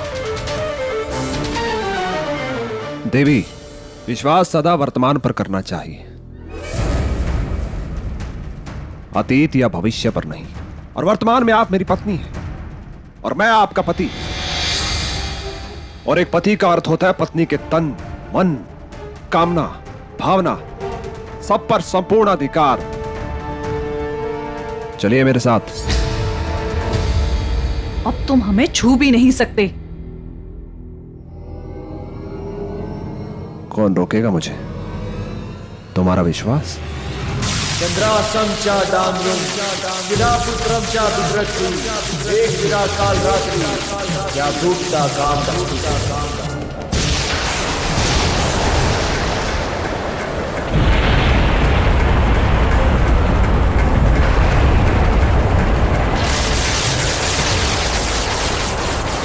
सैनिकों,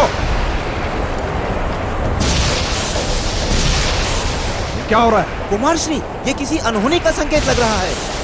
नहीं, ये कोई अनहोनी नहीं है, ये कोई अड़चन है। हमें रोकने की कोशिश है ये।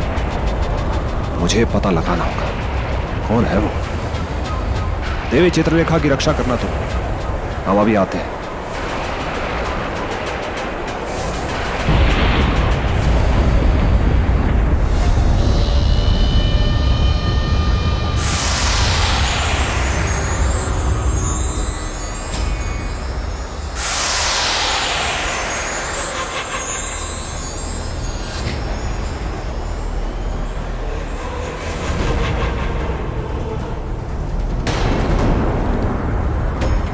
विक्रमादित्य, तुम मेरे साथ ऐसा नहीं कर सकते। देवी चित्रलेखा मेरी पत्नी है। मत कहो हमें अपने मुख से पत्नी, क्योंकि पत्नी केवल हम उनकी हैं जो दूर रहकर भी हमारी रक्षा कर रहे हैं, जिन्हें हमारी भावनाओं और कुशलता की चिंता है। मार्तंड, यही है प्रेम, यही है आत्मा से आत्मा का मिलन, जो दूर रहकर भी कम नहीं होता। बस जा रहे हैं हम उनके पास। सैनिकों, हमारे साथ चलो। राजकुमारी, तुम मुझसे दूर नहीं जा सकती, कहीं नहीं जा सकती, किसी के पास नहीं।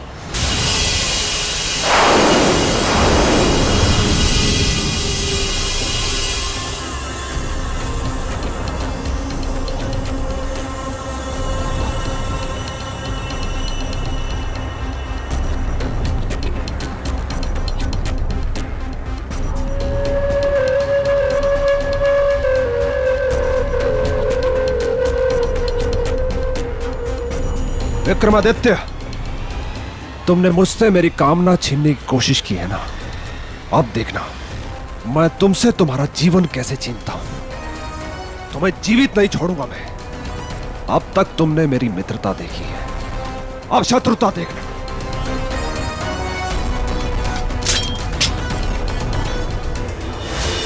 ईर्ष्या और जलन के भाव से भरा हुआ मार्तंड निकल पड़ा सम्राट से बदला लेने को। देवी, ईर्ष्या भाव से कहीं अधिक शक्तिशाली होता है प्रेम भाव। वाह वाह राजा भोज, वाह, बिल्कुल सत्य कहा आपने। ये मार्तंड बेकार में ही मेरे मित्र से लड़ने चला था। बहुत अच्छी बात कही आपने। ये मैं राजा भोज की प्रशंसा क्यों कर देता हूं बार बार। राजा भोज, आपने कभी कोई अच्छी बात की ही नहीं जीवन। गोलू, मुझे दिखाओ आगे क्या हुआ। ये क्या देवी? जो मार्तंड अपनी चाल से अपनी गृहस्थी स्थापित करना चाहता, उसने चक्रवर्ती सम्राट विक्रमादित्य पर विश्वासघाती होने का आरोप लगा। हाँ राजन।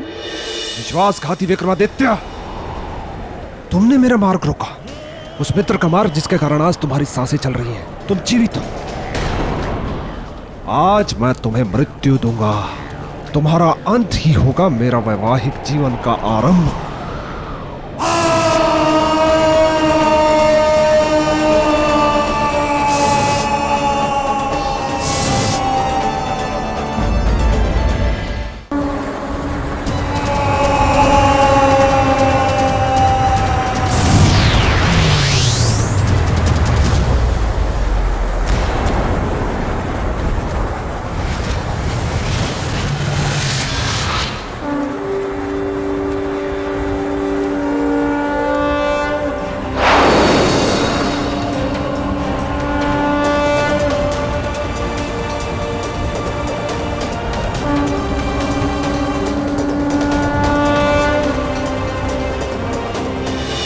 और फिर सम्राट विक्रमादित्य की योग शक्ति ने रौद्र रूप धारण कर लिया।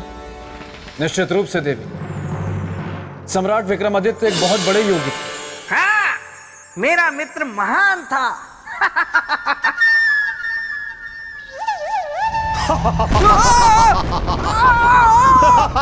ये क्या हो रहा है? ये भयानक हंसी किसकी है?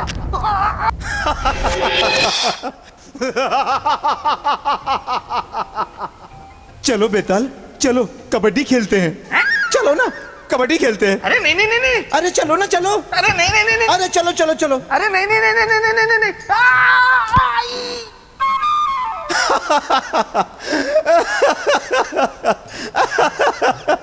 मस्तिष्क कुमार में उसके नाम जैसी कोई चीज नहीं है। मैंने उससे कहा था मैं किसी से भी सगाई कर लूंगा, उसने मेरी बात का अनुमान ये लगाया कबड्डी। तुमसे तो लाख गुना अच्छी वो थी। वो कौन? वो सौंदर्य लेखा जो दिखने में थी हूर और मेरे साथ उगाना चाहती थी प्रेम के अंगूर, फिर हम उसको सुखा के उसकी किशमिश बनाते हैं। अच्छा,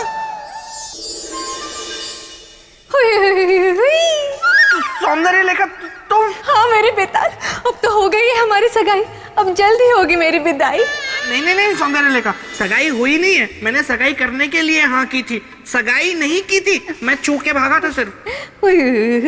अब तो ये व्यर्थ है सब, तुम भी कर लो सगाई की तैयारी अब। देखो सगाई नहीं हुई है सौंदर्य लेखा, सगाई नहीं हुई है, सगाई नहीं हुई है अभी। राजा भोज,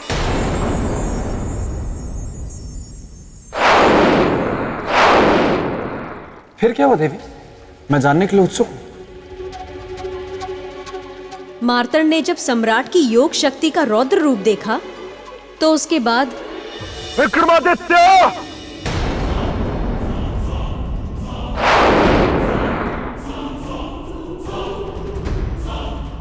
जो तुम कर रहे हो बिल्कुल उचित कर रहा हूं, धर्म संगत, क्योंकि अब तुम अधर्म के मार्ग पर चल रहे हो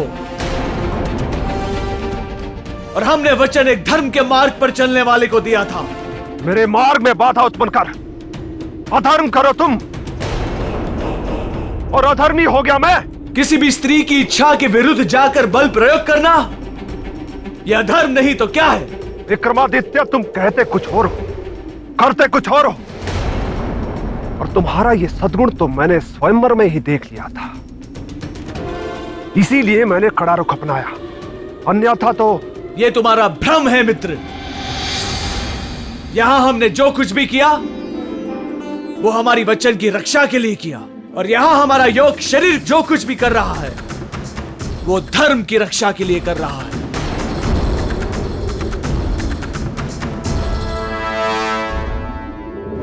तो अब मैं तुम्हें और तुम्हारी आत्मा यानी योग शरीर दोनों का अंत करूंगा।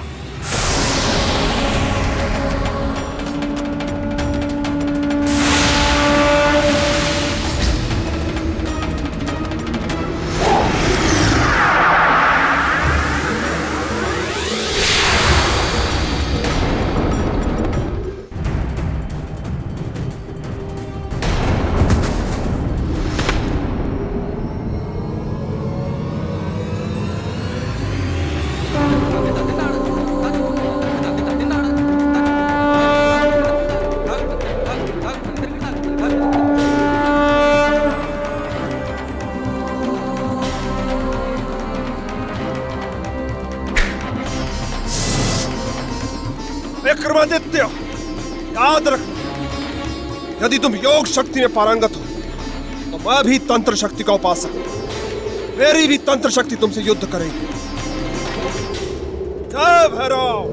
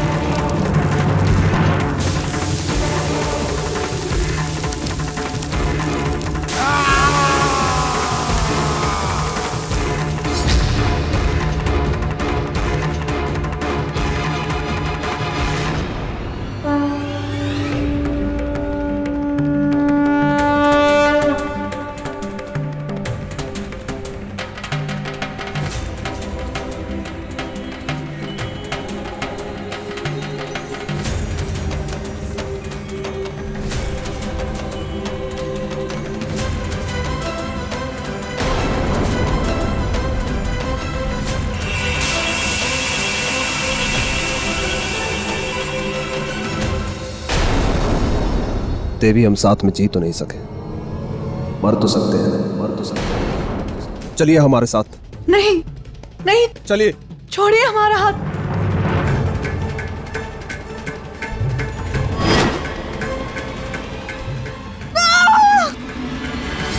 सम्राट, हमारी रक्षा करो। कोई नहीं बचाएगा।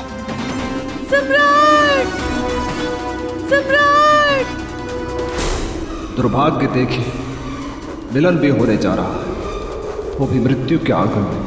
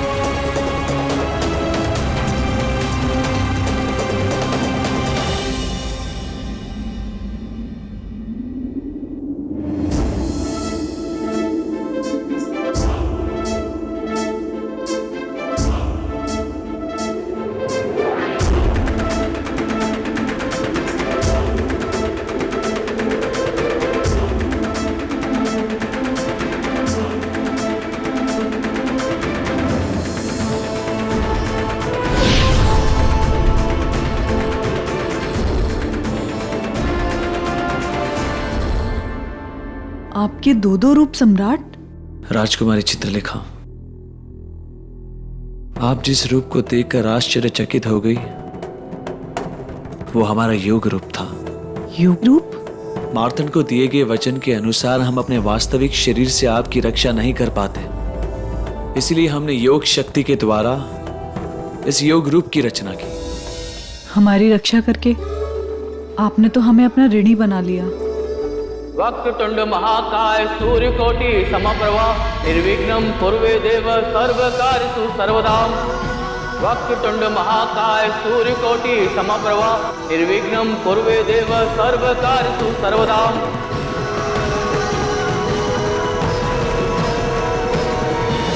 चक्रवर्ती सम्राट विक्रमादित्य की योग शक्ति की ये पूरी कथा थी राजन, जिसे मैंने आपको सुना दिया। अब मुझे आज्ञा दें।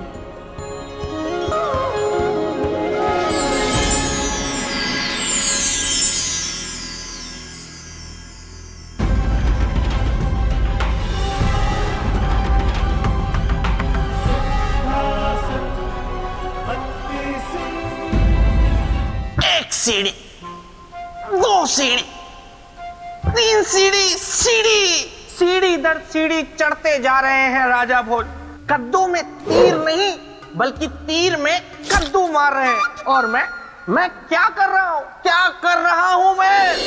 कभी खरगोश बना दिया जाता हूं, कभी तोता बना दिया जाता हूं, कभी मूक कर दिया जाता हूं और कभी उड़न छू कर दिया जाता हूं। बेटा बेताल, अगर ऐसे ही चलता रहा तो वह दिन दूर नहीं जब तुम्हारे मित्र के सिंहासन पर राजा भोज बैठेंगे ऐसे, और फिर तुम्हें देखकर ऐठेंगे ऐसे। लेकिन मैं क्या करूं? मैं करूं भी तो क्या करूं? एक तरफ है महामाया और दूसरी तरफ पुतलियों का साया। एक तरफ है सिंहासन की रक्षा करने की सोच और दूसरी तरफ सिंहासन को पाने के लिए एकदम तैयार राजा भोज। मैं क्या करूं? रक्षा, वो भी रक्षक बनकर। वैसे तुम कौन हो? मैं तुम हूं। बेताल, क्या तुमने कभी सोचा है जिस तरह राजा भोज हर परीक्षा में सफल होते जा रहे हैं, कहीं ये पुतलियां ही तो नहीं गला रही हैं राजा भोज की दाल? मतलब हो सकता है कि पुतलियां ही राजा भोज की शुभचिंतक हो। धन्यवाद मित्र, ये तो मैंने सोचा ही नहीं था। लेकिन अब मैं क्या करूं? सुनो, तुम्हें क्या करना है?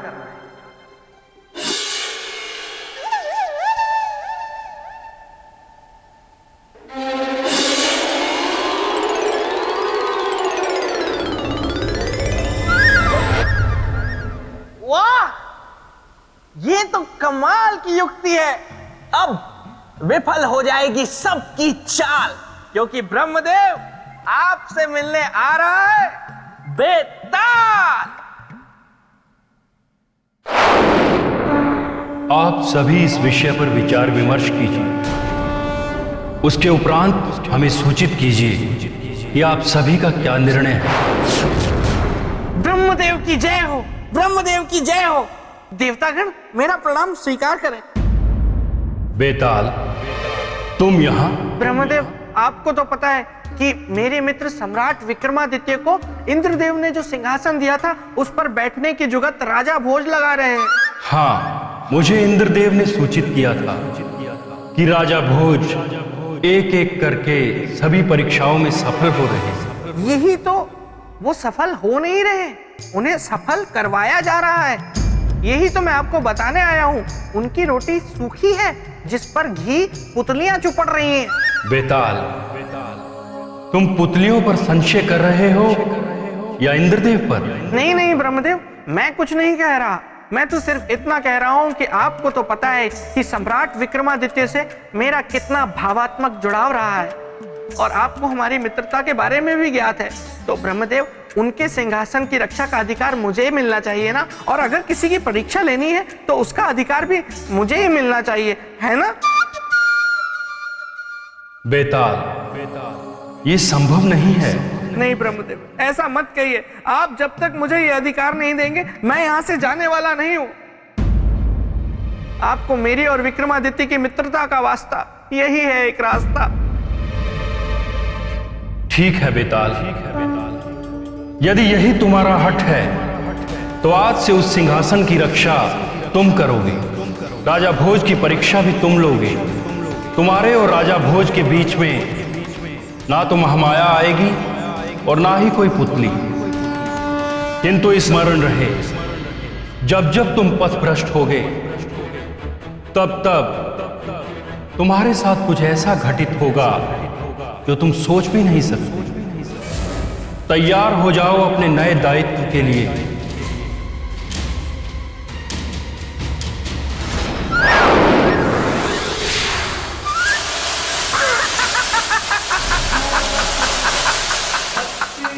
मैं हूं बेताल, गले नहीं दूंगा किसी की दाल।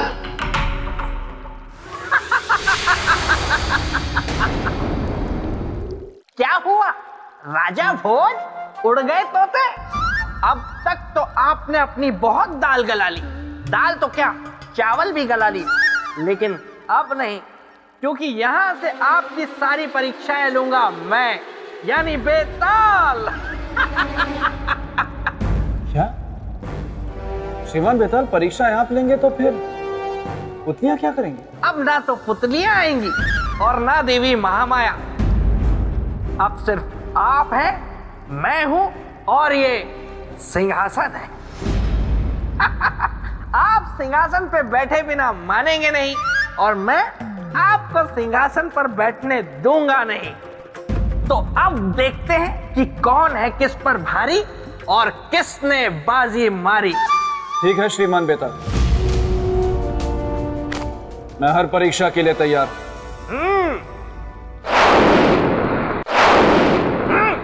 तो ठीक है, आपने मेरे मित्र की योग शक्ति की कथा सुनी, तो बताइए क्या आप में है वैसी योग शक्ति? सोचिए मत, मुझे पता है नहीं है। राजन, ये 32 गुणधारी सिंहासन है। इस पर विराजमान होने के लिए 32 गुणों की परीक्षा में आपको सफल होना पड़ेगा। राजन, अब तक पुतलियों द्वारा ली गई परीक्षाओं को पार करना आपके लिए बहुत आसान था, लेकिन बेताल की रचित मायावी परीक्षाओं को पार कर कर दिखाइए।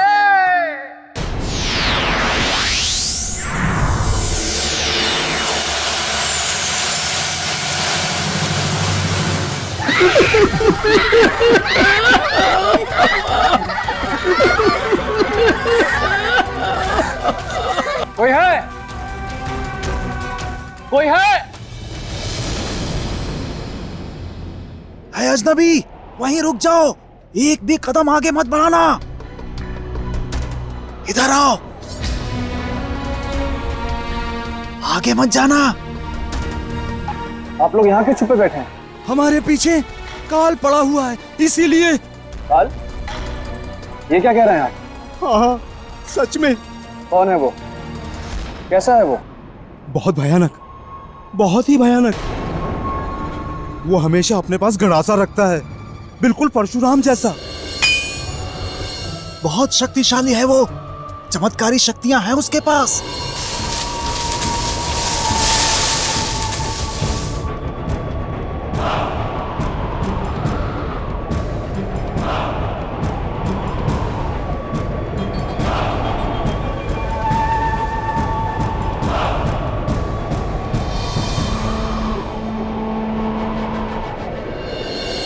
देखिए ना, कितनी अजीब बात है।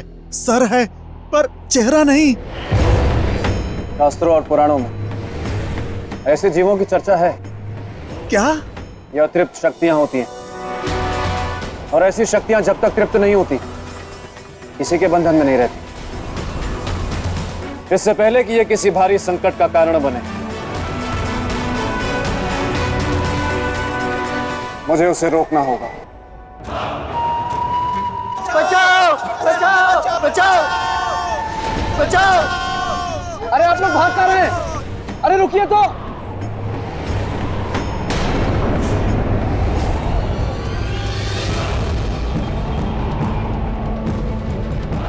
ये कारण है इनके भागने का। इसे रोकना होगा। सूरजभान, कहाँ हो तुम सूरजभान? सूरजभान? ये सूरजभान कौन है? और ये उसे क्यों बुला रहा है? मैं पूछता हूँ कि आखिर कैसे मुक्त हो गया वो? कैसे नहीं बांध पाए आप लोग इसे? कहाँ चला गया आप लोगों का तंत्र मंत्र? मंत्रीवर, अब उसे मंत्रों से रोक पाना अथवा तंत्र शक्ति से बांध पाना संभव नहीं है। तब उसे बांधने का क्या उपाय है पुरोहित जी? योग शक्ति। अब उसे केवल योग शक्ति से ही बांध सकते हैं। रुक जाओ, रुक जाओ, रुक जाओ, रुक जाओ, रुक जाओ।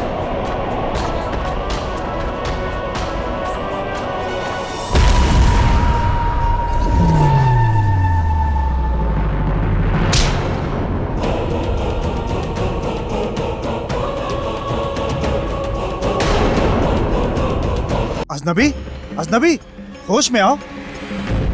समझ में नहीं आ रहा कि मैं किस शक्तिशाली योग शक्तिवान दिव्य पुरुष को बुलाऊं जो उसकी आत्मा को बांध सके।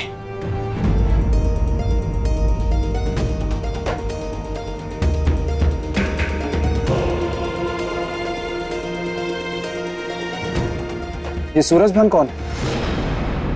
हमारे राजा हैं। राजा? हाँ। तो वो उसका नाम क्यों ले रहा है?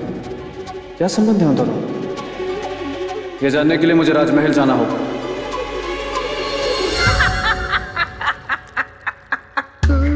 मेरे मित्र के सिंहासन को पाना मुश्किल ही नहीं, असंभव है। पर कहीं राजा भोज अपनी परीक्षा में सफल तो नहीं हो रहे? जाकर देखता हूं। महाराज सूरजभान, महाराज सूरजभान कहाँ हैं आप? महाराज सूरजभान, महाराज सूरजभान, महाराज सूरजभान कहाँ? कौन हो तुम आगंतुक, और यहाँ किस लिए आए हो? मैं महाराज सूरजभान से मिलना चाहता हूँ। नहीं मिल सकते। क्यों नहीं मिल सकता? प्रश्न मत पूछो, मिलने का कारण बताओ। उनसे मिलने का कारण है कि मैं उन्हें मिलकर बताना चाहता हूँ कि एक विनाशकारी शक्ति के कारण उनकी प्रजा संकट में है। उनसे पूछना है कि उस विनाशकारी शक्ति को रोके कैसे। क्या तुम सचमुच उसे रोकना चाहते हो? नहीं तो मैं यहाँ क्यों आता मंत्री जी? जब इतना नेक उद्देश्य है तुम्हारा, तो मैं तुम्हें उनसे अवश्य मिलवाऊंगा। आओ मेरे साथ।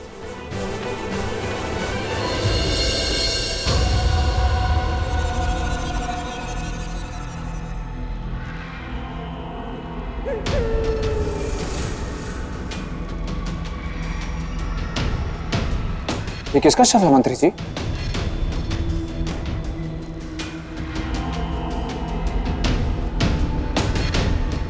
महाराज सूरजभान का। महाराज सूरजभान मर गए? कैसे और कब मंत्री जी? 2 दिन पहले। पर वो शक्ति तो इनका नाम ले रही थी।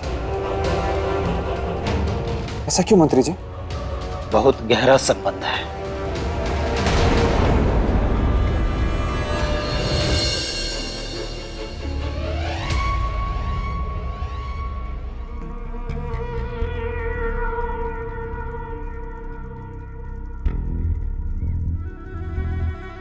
ये क्या है? आप मुझे क्या दिखाने लाए? ये मटकी। वो तो मैं देख रहा हूं। किंतु जो मैं दिखाना चाह रहा हूं वो आप देख नहीं रहे हैं। क्या? कि उस विनाशकारी शक्ति शक्तेश्वर को महाराज ने इस मटकी में कैद किया था, जो कि उनकी मृत्यु के पश्चात मटकी तोड़कर मुक्त हो गया और लोगों के जीवन के लिए संकट का कारण बन गया। परंतु ये शक्तेश्वर है कौन? एक हठ योगी था जो अपने हठ योग से योग शक्तियों की साधना कर संपूर्ण संसार की शक्तियों का स्वामी बनना चाहता था। पत्रम च बिभ्रति एक वीरा काल रात्रि सह भक्त कामुदा स्तुति।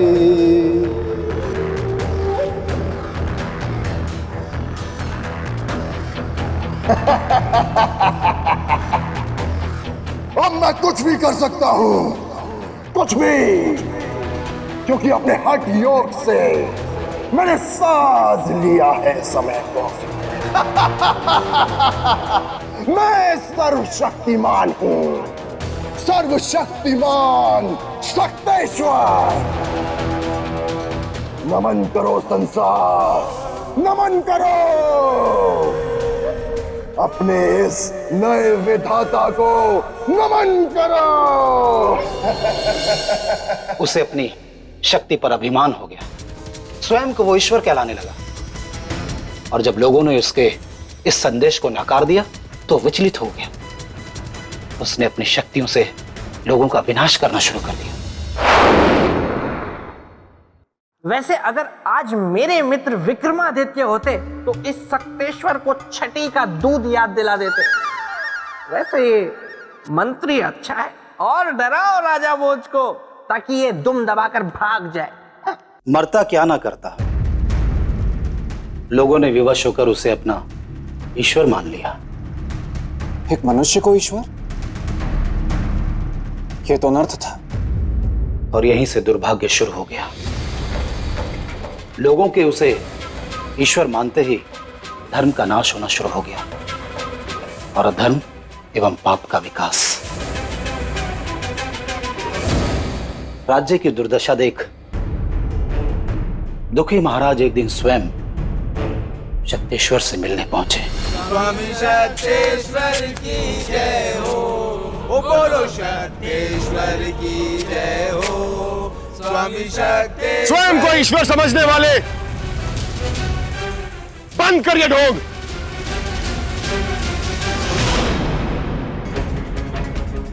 महाराजा सूरजबान,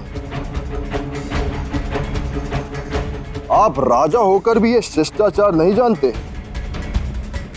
कि जब भगवान के दरबार में आया जाता है तो स्वर में मधुरता रखी जाती। खैर बोलो, भक्त क्या मांगने आया है भगवान से? शक्तेश्वर, हम तुमसे कुछ मांगने नहीं आए, बल्कि आज तुम्हें कुछ देने आए। क्या देने आया है भक्त भगवान को? ये भक्त इस ढोंगी भगवान को मौत देगा। तुम एक अधर्मी हो, तुमने अपमान किया है उस ईश्वर का, उसके धर्म का, उसके विधान का। अब तुम्हें जीने का कोई अधिकार नहीं है। अपने अंत के लिए तैयार हो जाओ। सूरजभान,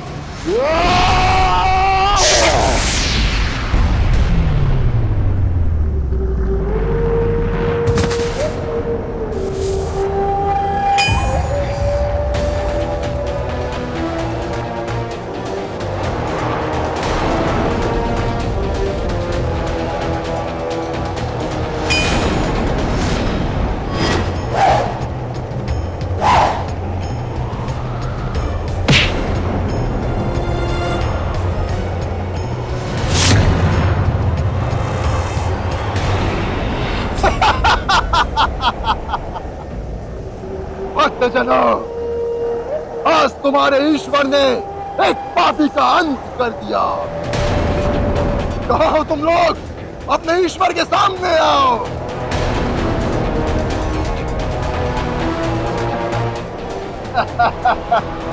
मैं हूँ सर्वशक्तिमान।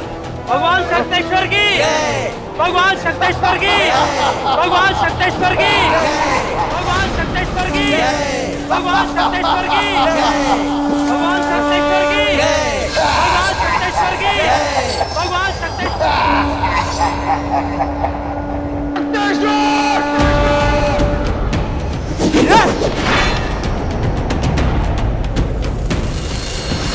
और इस प्रकार महाराज ने शक्तेश्वर का अंत कर दिया और एक अनुष्ठान कर उसकी आत्मा को बंद कर इस मटकी में टांग दिया यहां पर,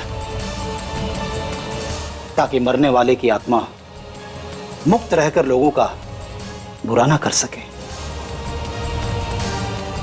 परंतु दुर्भाग्यवश महाराज की मृत्यु हो गई